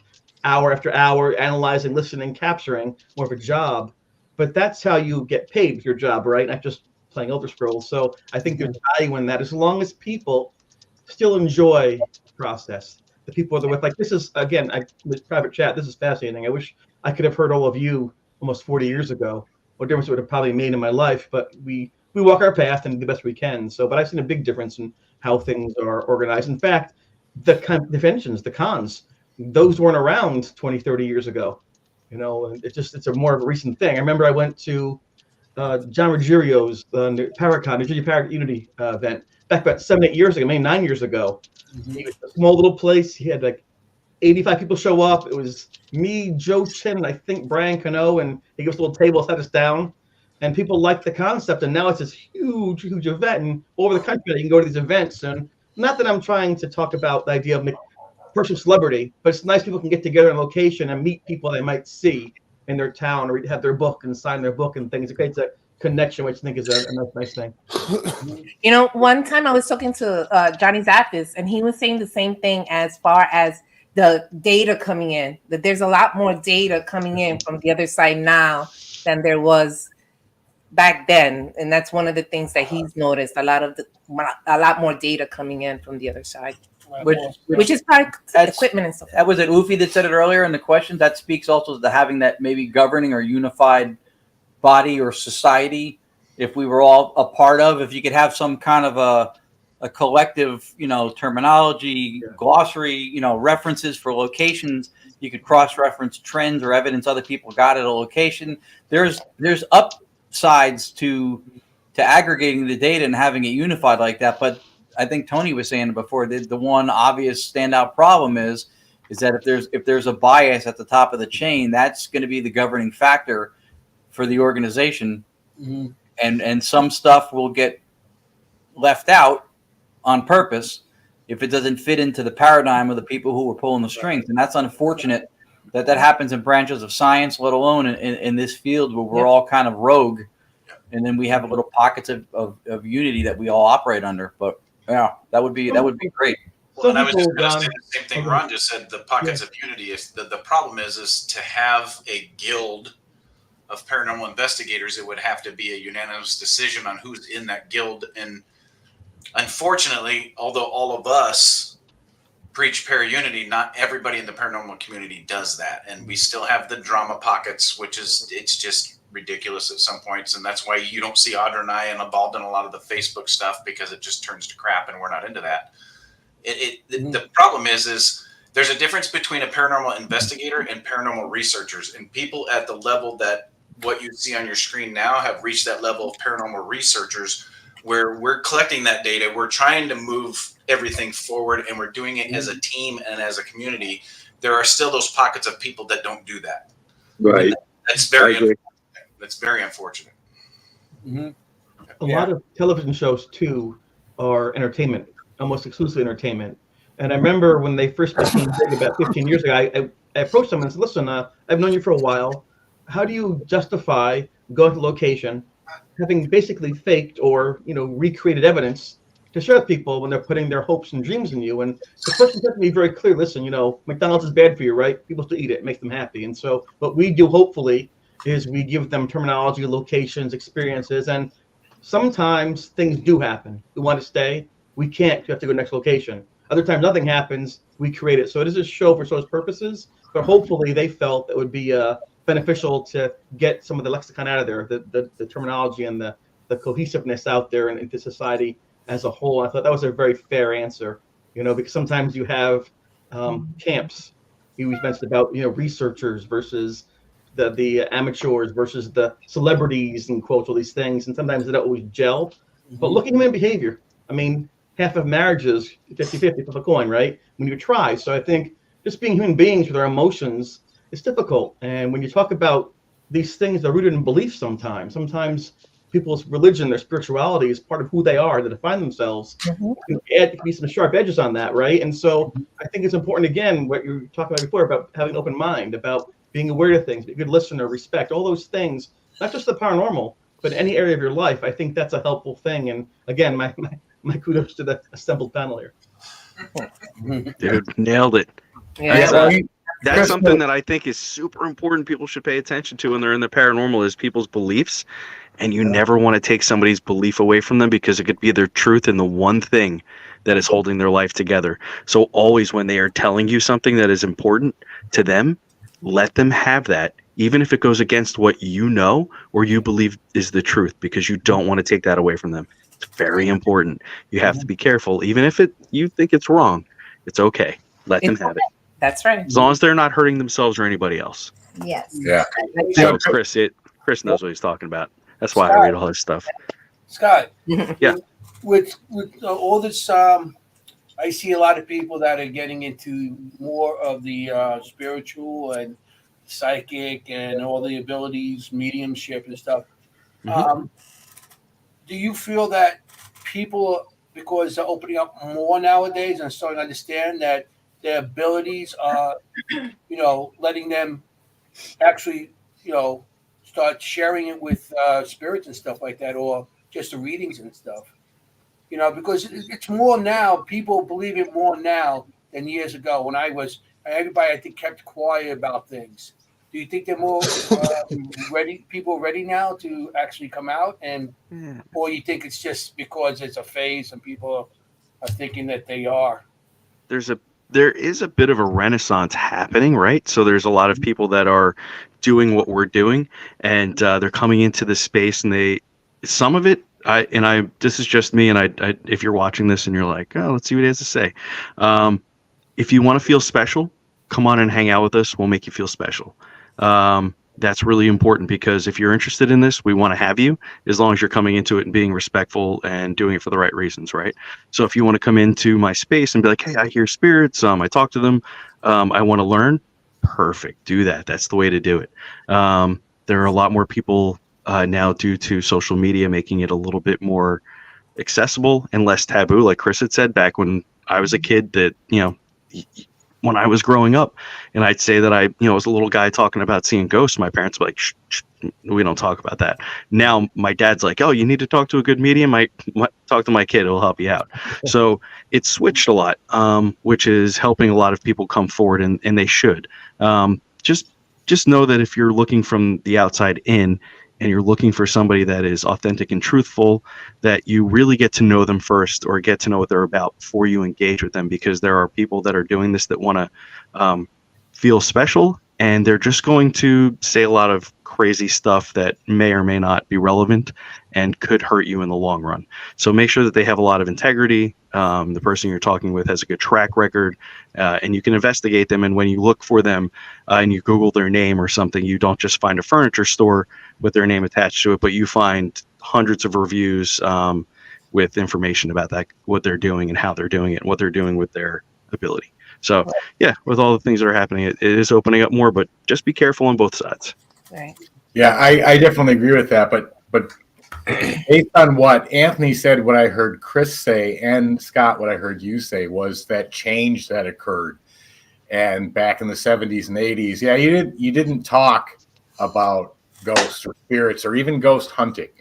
So then what Chris said about the television shows, that was the icebreaker to allow people to where we are today to talk about it, to discuss it openly, to meet up with other people and go ghost hunting. And I think that was great. The one thing that came out of it that I don't think was great was that I don't care if you've watched any show since the original Ghost Adventures or Ghost Hunters, they're all using the exact same thing. Nothing new is ever, well, I shouldn't say never. There are some new things that are brought up, but they don't seem to stick around. It is that conventional methods that you were taught from the original shows. That's everybody's database of information of what paranormal investigation or research is. And that, I think, is a real shame. The history's not being looked at about where certain methods came from, who did them, how they moved it forward, what the theories are behind the actual processes being used, and do they actually seem to make sense, and should that make sense, or is it just some idea that's been thrown out from day one and everybody just goes along with it? And Ron speaks to that idea very, very well, and I can't remember what term you used for that, Ron, but axioms, yes. But that's where I think television did us both good from one perspective and harm from another. I think Tony has a show coming up. Are you promoting the show? Who? The show. I think he's got a hit show in his hands right here. Who, Tony? Yeah, Tony. Tony is a hit show. No, Cherry's going to hit him later on and show him. Yeah, he should be promoting. I want my $20. Bada bing. Bada bing. Anthony will smack him into watching. Hey, show your money. Make the finger. So, one finger, you'll get your 20 quick. Tim. Yeah. For beginners, with the EVPs, do you recommend any recorders that they should get, for beginners? Because not everybody could afford all that. I know I can't. If they have a cell phone, just use their cell phone. The mics on the cell phones are just as sensitive, not even better, on a cell phone than any of the crap stuff that you can buy on the market. I wouldn't even waste your time. I would just use your cell phone. Yeah.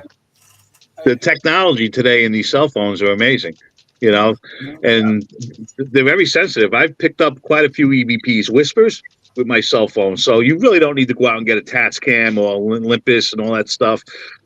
But if you want to get one because you don't want to take up the room on your phone, I would just say get yourself like a Sony. I like the Sony ICD ST25. You can probably get them on eBay anywhere between $60 and $160, depending on if it's new or used. But it's a pretty cool recorder. That would be my backup to the DR60, believe it or not. Okay. So if there's anybody out there that's looking for a recorder to start off, look for Sony. I think Sony makes great equipment, and the ICD ST25 is the one that has gotten me some pretty cool whisper replies in the past. Yeah, I have that one. I thought I had it right here. It's sitting around here somewhere. I use it all the time. It's great. Yeah, it's great. It's a nice little recorder, and plus the volume on that's really loud, man. You can hear it.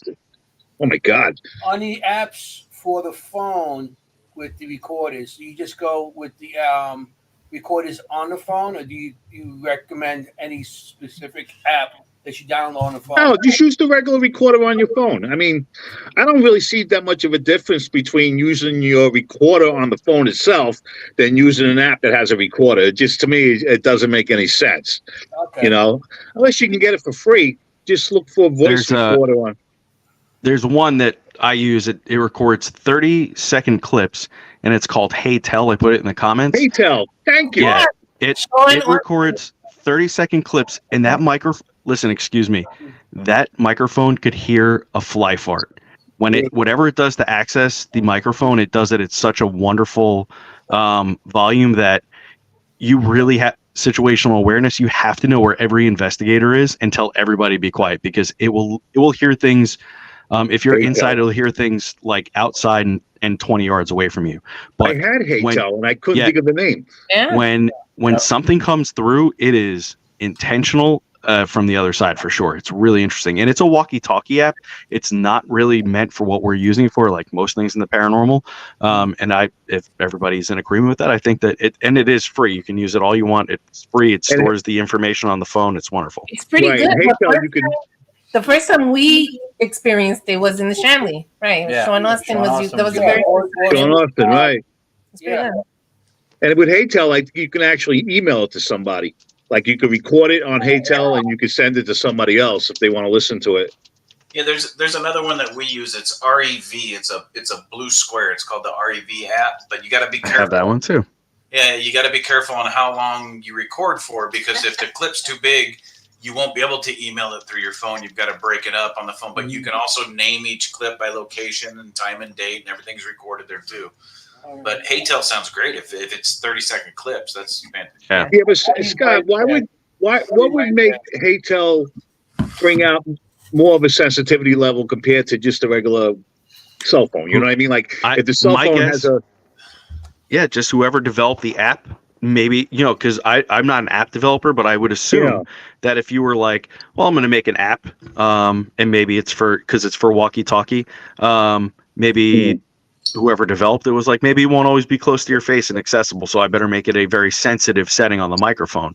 Whatever they did, I've used it on 3 different types of cell phones, and it's always the same. It's always very sensitive, and it actually can be a little bit annoying, because if you're at a place like the Shanley with a lot of people that are often there, you'll be on the 3rd floor and hear people on the 1st floor like laughing. Right. And you have to be able to debunk it. That's why situational awareness is so important. But whatever the app developer did, they tapped into something, and they probably don't even know. And it's not as good as the DR60, which obviously, whatever the magic is there that picks that up. But it's still sensitive.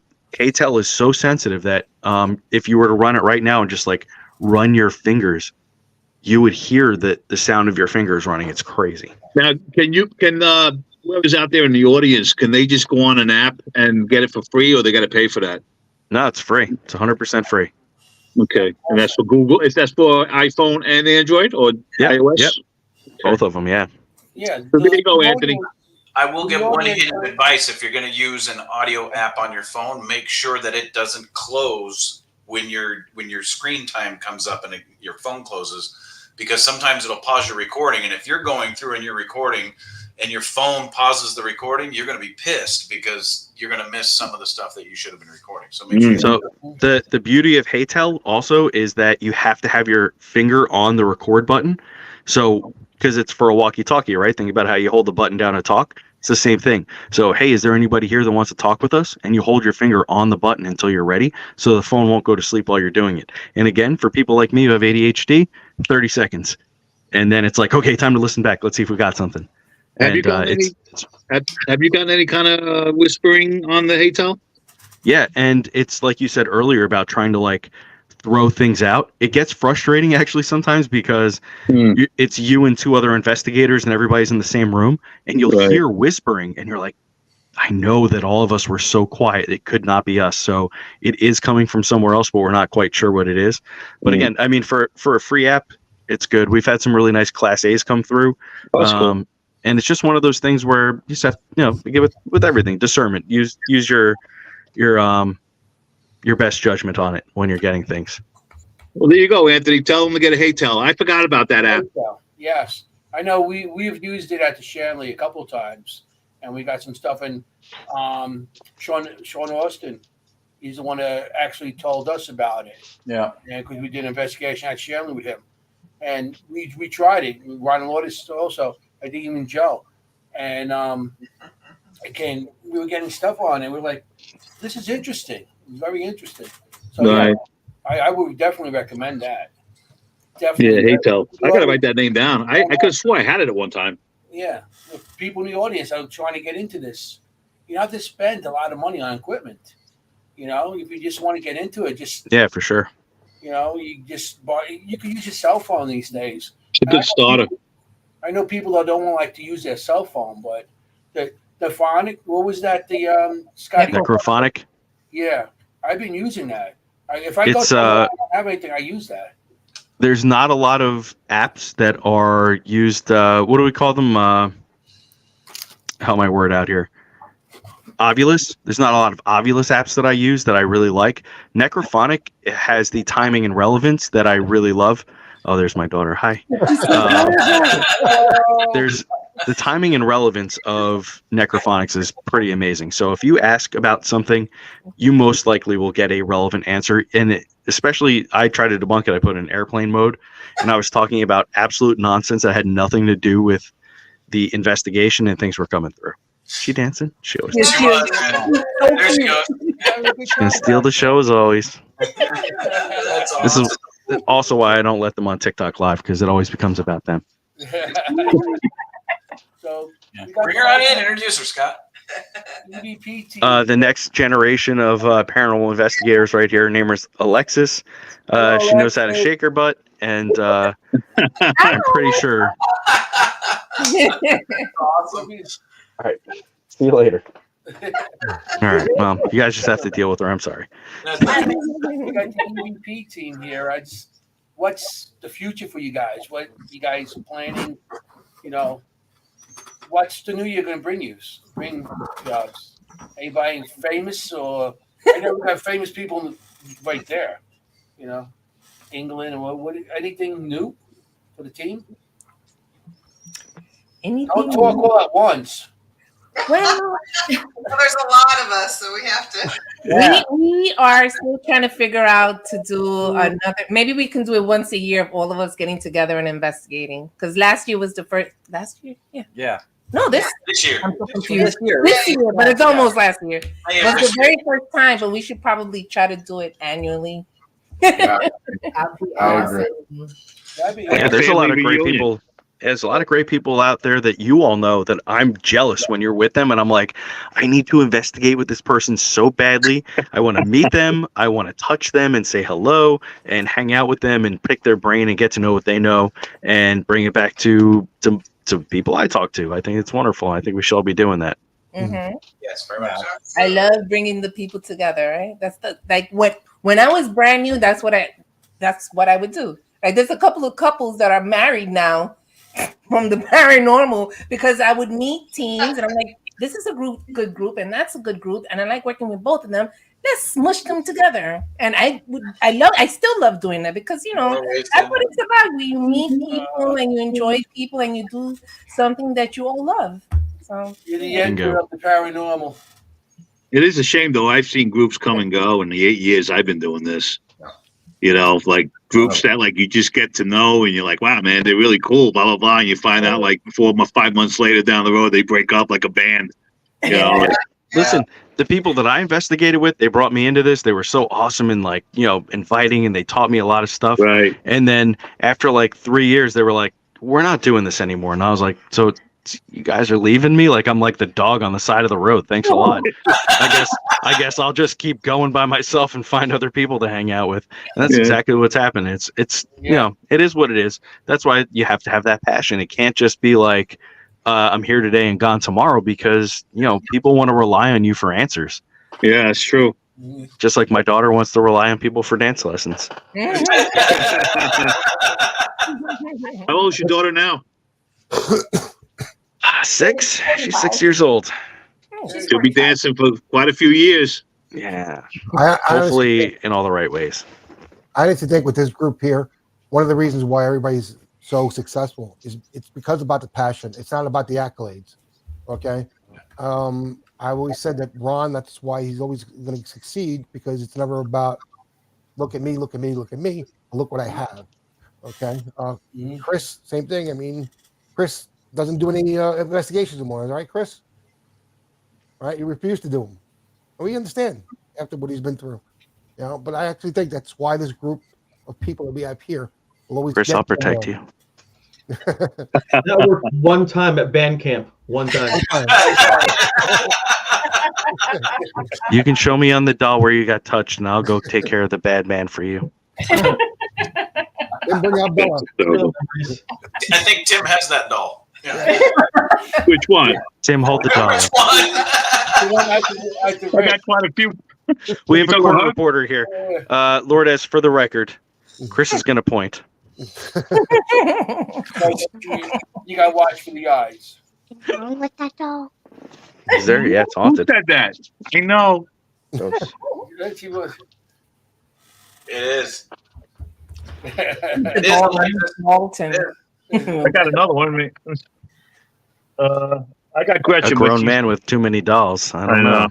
Yeah. I think we know what happened, Chris. I'm going to be on my way to take care of Dr. DR60. That's true, right? Not only did the paranormal change since the 80s, but now grown men can have dolls too, and nobody. You want to know something? No, we're still questioning it. Yeah, as long as you call it haunted, it's okay. I was never really into haunted dolls. I never was. I had no desire to even do any Okay, kind bud. of studying That's on what they them. all say. Just do me a favor and put your hands behind your back and get in the back of my police car, please. Okay. Don't say anything. Don't say anything else. Poke me, Not only, Nice silver collar, cuffs. not only does he have dolls, but he is with dolls that are bigger than him. Yeah, the Ritz. Oh no! I've never seen anything like that. The Ritz. The Ritz. That's okay. Let that one slide. But this doll here came from the UK. It was Julie. I don't know if you talked to her, Julie Called Holiday. trafficking, sir. It's called trafficking. I went bypass customs. Yeah. But they use these dolls over in the UK, and I asked her to send me one. So Yeah, I heard that before. Yeah. Interpol's problem now. Hey, she's good to me. She doesn't give me any hard. You she guys doesn't are give going me to any blur hard my time. face out, right? And change my voice. I don't want to be next to a square in this guy. But she will be at the Shanley in March. Nice. That should be fun. Yeah. It's going to make a bunch of new friends over there, huh? With all the other dolls. There's a few. I think there's a few other Bella. Scott, you would know. Is there a few other Bella dolls over there at Shanley? No Bella dolls, no. No Bella dolls. Nope. I could We have got sworn I two- saw one. Nope, 2 chatty Cathys. And Susie wets herself or something like that. Yeah. But, you know. Headliner that night. So That's hysterical. Well, Dennis has 2 of them. Dennis has to. He has 2. Dennis has 2 of them. And I see on Facebook every so often eating dinner, having them talk to him while he's eating dinner. And I'm like, whoa, hey. I think you better have a talk with him. He's on Facebook. He's having conversations with them, and he's eating dinner. Well, Bella has been on my dresser for the last, I don't know what, 3 months maybe, off, and just staring. You know, but if you're talking to dolls, I think maybe somebody needs to maybe talk to him. Tell him, like, hey, calm down, buddy. Got you, Dr. DR60. We're watching. So's the FBI. Yeah. There you go. Hey, Dalton. We got you up there all quiet and everything. we need to confiscate your hard drive, Tim. You know, I got to be honest with you.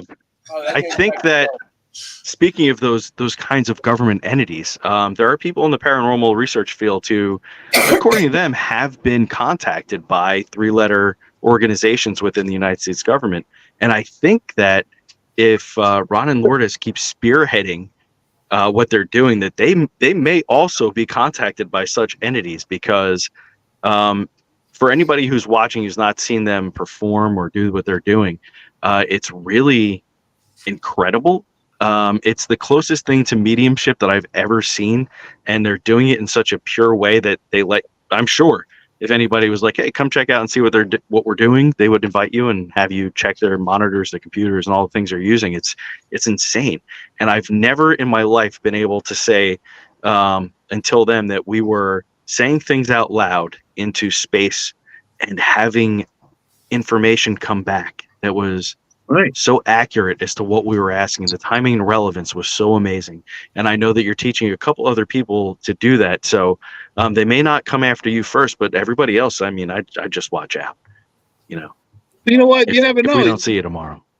You know, they both might be onto something because both of them use the Staticoms, right? Tony Yeah, no, I know, Ron. yeah. And the Rathmans, right? Yeah, all of the you. Rathmans That's what I'm and- saying is and the Yakis. they probably won't take the tip of the spear first, but they'll get the rest of you and understand what you're doing. So do you think that there's any? I know you don't know who I'm talking about, but there are people who are up there in the echelons of what we do, and they have said that they've been contacted by people who are up there in the government. Do you think that there's any validity to that? And if, say, somebody from one of those organizations were to contact you and give you an opportunity to speak with them, would you do it? So that's for the Staticom people. We've already been reached out to. Oh, really? Excuse my From the language. very beginning. From the very beginning. Yeah, from the very, yep. Yeah. Now, I've never asked that question, right? You guys don't think that I've never said that to you, right? No, I never heard you ask a question like that, and they never volunteered to give that information out. The only reason I say that is because recently, during some of my live videos, I have been doing some remote viewing live. So, and it's been pretty accurate. And somebody reached out to me and they were like, "You should watch how good you say you are at this because people are going to talk to you." And this was from somebody in the upper echelon of paranormal. I thought that was pretty interesting. I warned Ron about that from the beginning when we started building Staticom. And, let's face it, when you can acquire information from unknown sources, when you can ask questions that you do not personally know the answer to, get a response, and then be able to, from one way or another, through historical records or, fact checking or whatever the case may be, internet searches, if you can prove that the information that you got is actually accurate with having gotten it prior to doing the research, that's something that any organization that needs information needs to know moves of other people or thought processes. So yeah, that fear is always there. Especially when you try to look those things up and it's not something you can readily Google or look for on the internet, no matter what your means are, and it's just not there, and you're still pulling that information in. So it's interesting when we talk about the paranormal because we always go to ghosts and things like that, but I think when we talk about the paranormal or the supernatural, things that are above the level of where we're sitting in this 3D world, we all have to be cognizant of what's right above us and who's watching what we're doing, because again, like some of you have said, we're not just operating at a level of entertainment. Most of us are operating at this point where we're actually researching and really trying to understand, and we're doing it for free. So that means there's no red tape and there's nobody supervising what we're doing. We're just doing it because we have the passion to do it, right? We just want to keep pushing ourselves up into the next level. So when I hear really credible people talk about the possibility of those folks who are above us in this weird government that we might have, it just becomes a little bit exciting and unnerving at the same time. So I just wanted to know what y'all thought because it's such a cool thing. Good point. It's a very good point. Well, Also, Tony said they my tax contacted return for the last 3 years because I've been directly involved with these people that are doing Staticom. So We're funding them. yeah, that's right. Damn it. Damn it. Get ready. I think You they're guys not actually going to talk go to them? right now. Tony, do you guys actually talk to them? Yes, I have. I've been reached out to. Did you reply? That's The first one, I actually answered the phone. Oh, wow. And the conversation went to who they were, what 3-letter organization. And the first one ever was on a device we had called the Evox. Wow, that's a while ago. Tony, were they kind of threatening, or were they just curious? It's kind of hard to be threatening 3,000 miles away or wherever they were calling from. Of course, it could have been in my backyard. I don't know. But From a car in front of the house, right? Yeah, exactly. Just because the call came from 3,000 miles away doesn't mean there weren't 10 vehicles down the block. Well, very well could have been the case, but at that point, that first one was on a device that literally existed nowhere else but in my home. So that's really where the fear came in. Yeah. Because I've never produced another one. While now Staticom far blows away that device. And we haven't touched it since we have been involved with Staticom. So, if they want it, hey, for the right price, you can have it. But this Staticom is a whole new animal. And what I've always said to Ron and Lourdes is we don't know its limitations yet. We don't know the boundaries. We don't know where it starts or where it ends. So what its capabilities fully are, we can't even answer that yet. Yeah, you want your value asset aspect of the people who are always cynical and criticizing it. They're the buffer between us and those organizations or people above who may or may not take an interest in it because they're creating a buzz that's the antithesis of what we think we're doing it for, which is the passion and the curiosity of what it's capable of doing. And that's true. Tony did mention that up front because we were doing direct radio voice. And that's one of the reasons why Staticom has become such a phenomenal thing for all of us is because when we got involved with Tony and Cherie as partners in this thing, it seemed like progress kind of really leapt forward because we had sounding boards in each other. We had ideas that we could build and expound on each other. And it seemed like we worked well together. Yeah, we worked well together. And what he mentioned about his Evox, that's another reason too. When people say I'm a researcher or whatever, he never built anything to go to market. Everything he built the research and he never sold.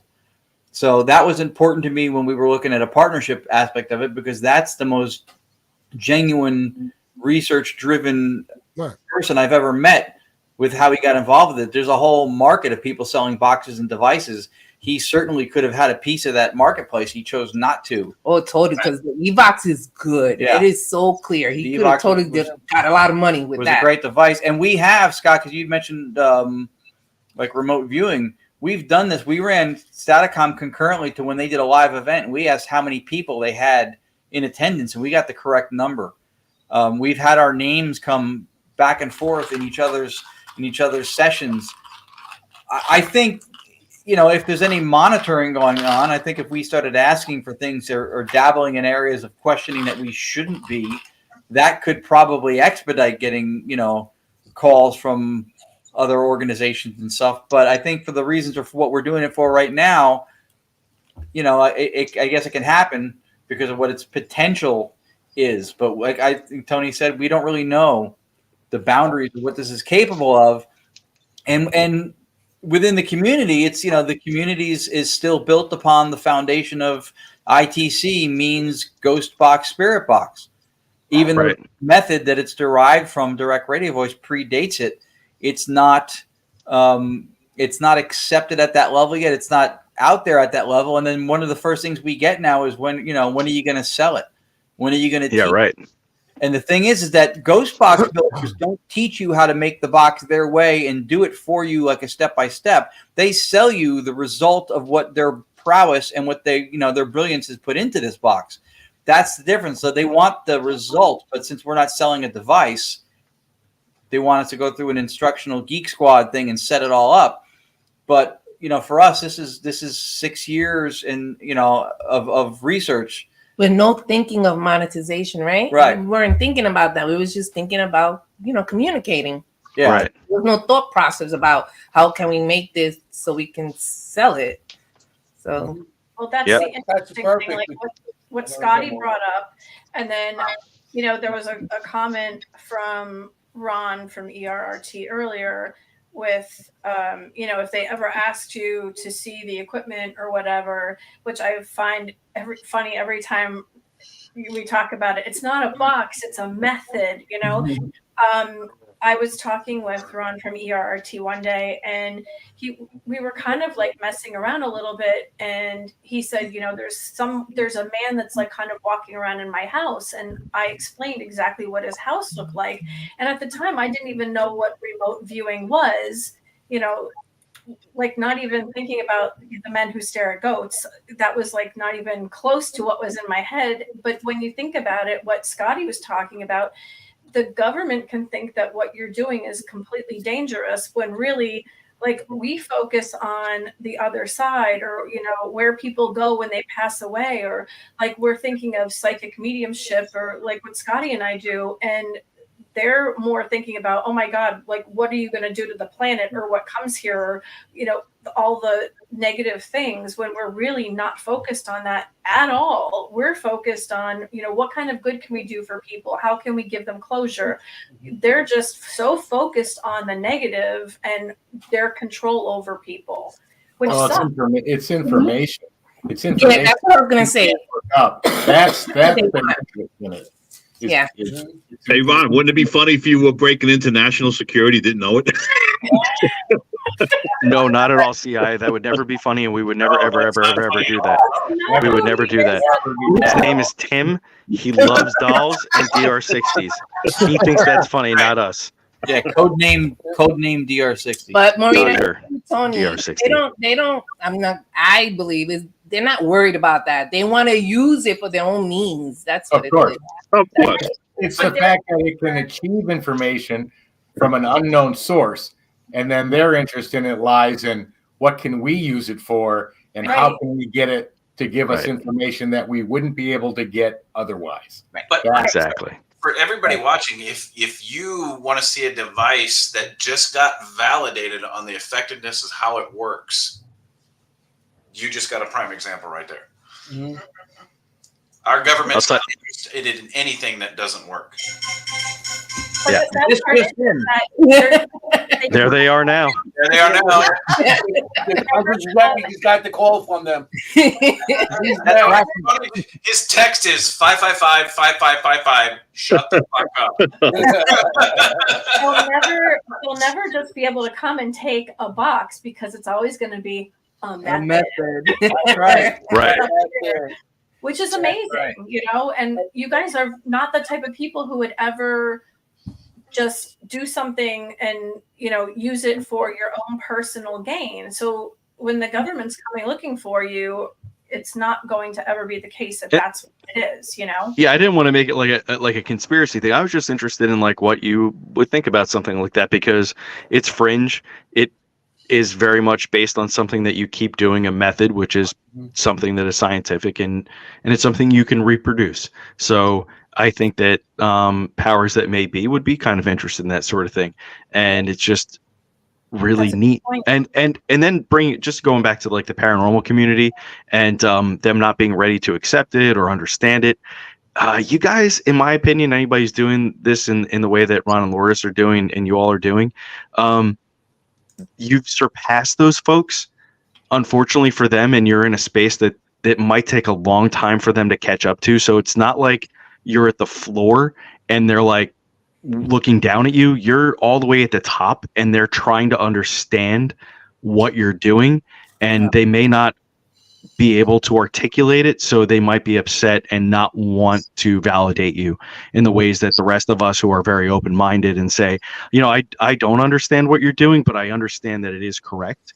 And I know you're doing it with the best intention, so I'm open to what you're doing. I've witnessed it, and I know that it is, in my opinion, some of the best ITC research that is happening.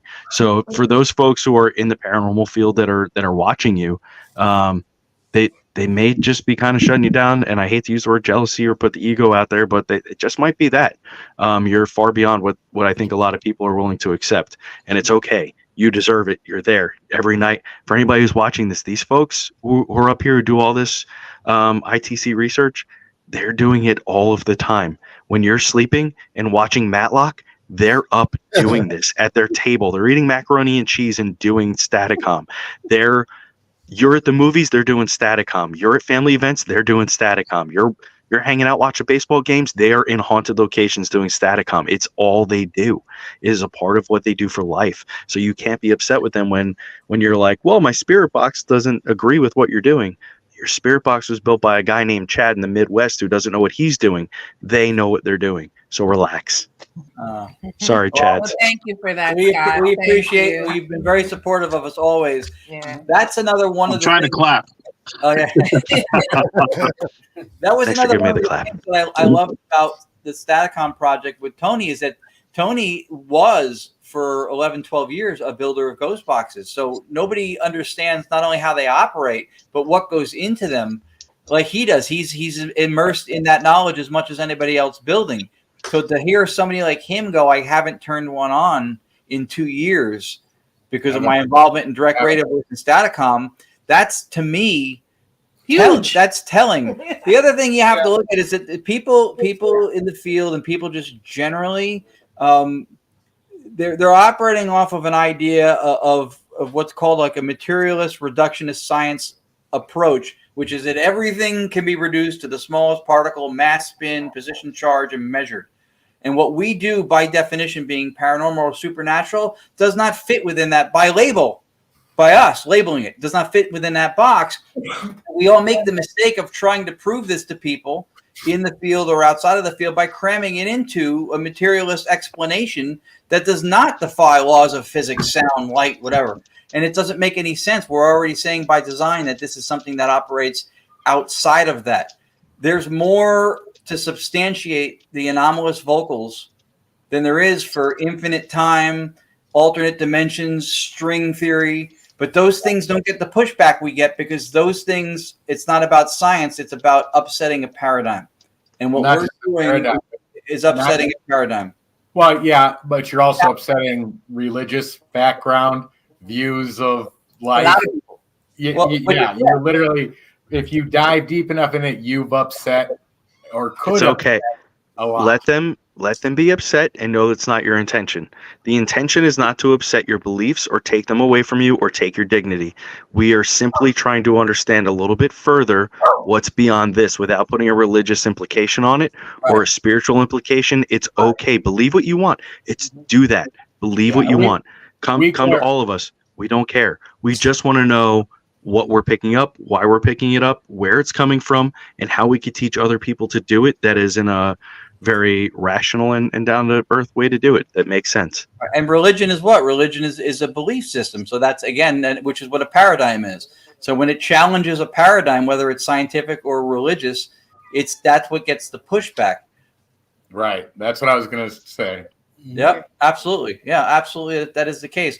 And this is just like you said. We're trying to substantiate what we think is out there. What the existence, the continuity of life or consciousness beyond physical death. And I think that there's a lot of really talented people aggregating a lot of really quality data who can speak to that. Excellent. This is a great place. I have to go help put the kids to bed. Thanks for having me, everybody. It's been a real pleasure. All of you are amazing in my book. I can't wait to see you all and give you all big hugs and kisses right on your mouth. Happy New Year, Scott. Tammy, use Listerine, buddy. Daddy, we love you. Chris, you're going to get a little bit more than most. Scott, don't forget to kiss Bella, huh? No, get out of here with that, doll. Love you guys. Okay. Have a great night, everybody. Happy New Year and Merry Christmas. Merry Christmas. Good night. Happy New Year. Happy New Year. Happy New Year. Well, He's we off. are running late here, so everybody, I like to have everybody. If you want to say one last thing, One last thing. Sorry. Okay, Lourdes, take it over. I mean, I just want to thank everybody for being here. Yeah, guys, thank you so much. You're so awesome. Thank you for having us. Well, thank you for inviting me on. Yeah. Thanks for being here, Tim. Hopefully my computer will work better next time. This was awesome. Look, with all these people here, hey, Scotty. Wow, this was a great show. It really was. It was a great show. It was a great show, and I'm glad you guys are here for our finale show of the year. And next year we'll That's start. usually what finale means. What? That's usually what finale means. Well, for now. Like the last of the year. Yeah. Well, this is what season 1. Season 1 finale. Season 1 finale. There you go. Yeah. They can make this a yearly thing, you know. Yeah, we will. Well, we had our year anniversary October 19th. Oh, happy anniversary! Yay! Congratulations. Thank y'all. So this is going a little more. So, anybody want to say anything last? What you guys are doing? I think you guys said before, but where you guys are going to be, or just? I do want to say something, but I don't want to steal your thunder. It's your show. Go ahead. No, please do. There's only, please take it over. There's only one way to get involved with the great people that you've seen here tonight. You have to stay haunted, guys. That's the only way. We're gonna go with that at the end. Stay haunted. Forget about it. Forget about it. Forget about it. You know. So this was a great show tonight. It was a lot of fun. We were actually thinking of doing this as kind of like a conference every once in a while, doing something where we can all get together and do a little convention and do a round table. Yeah, we'll do some more. We have a lot of things in plan. We're going to try to do a live show, hopefully from the Shanley. That'd be cool. That would be cool. Well, try to do a live show at it, like not just. How do I explain this?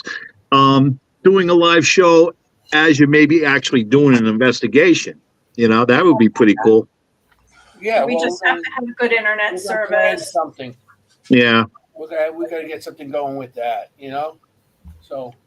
Yeah, I know. You're right about the internet, though. Some places the Wi-Fi sucks. Yeah, it really does. Well,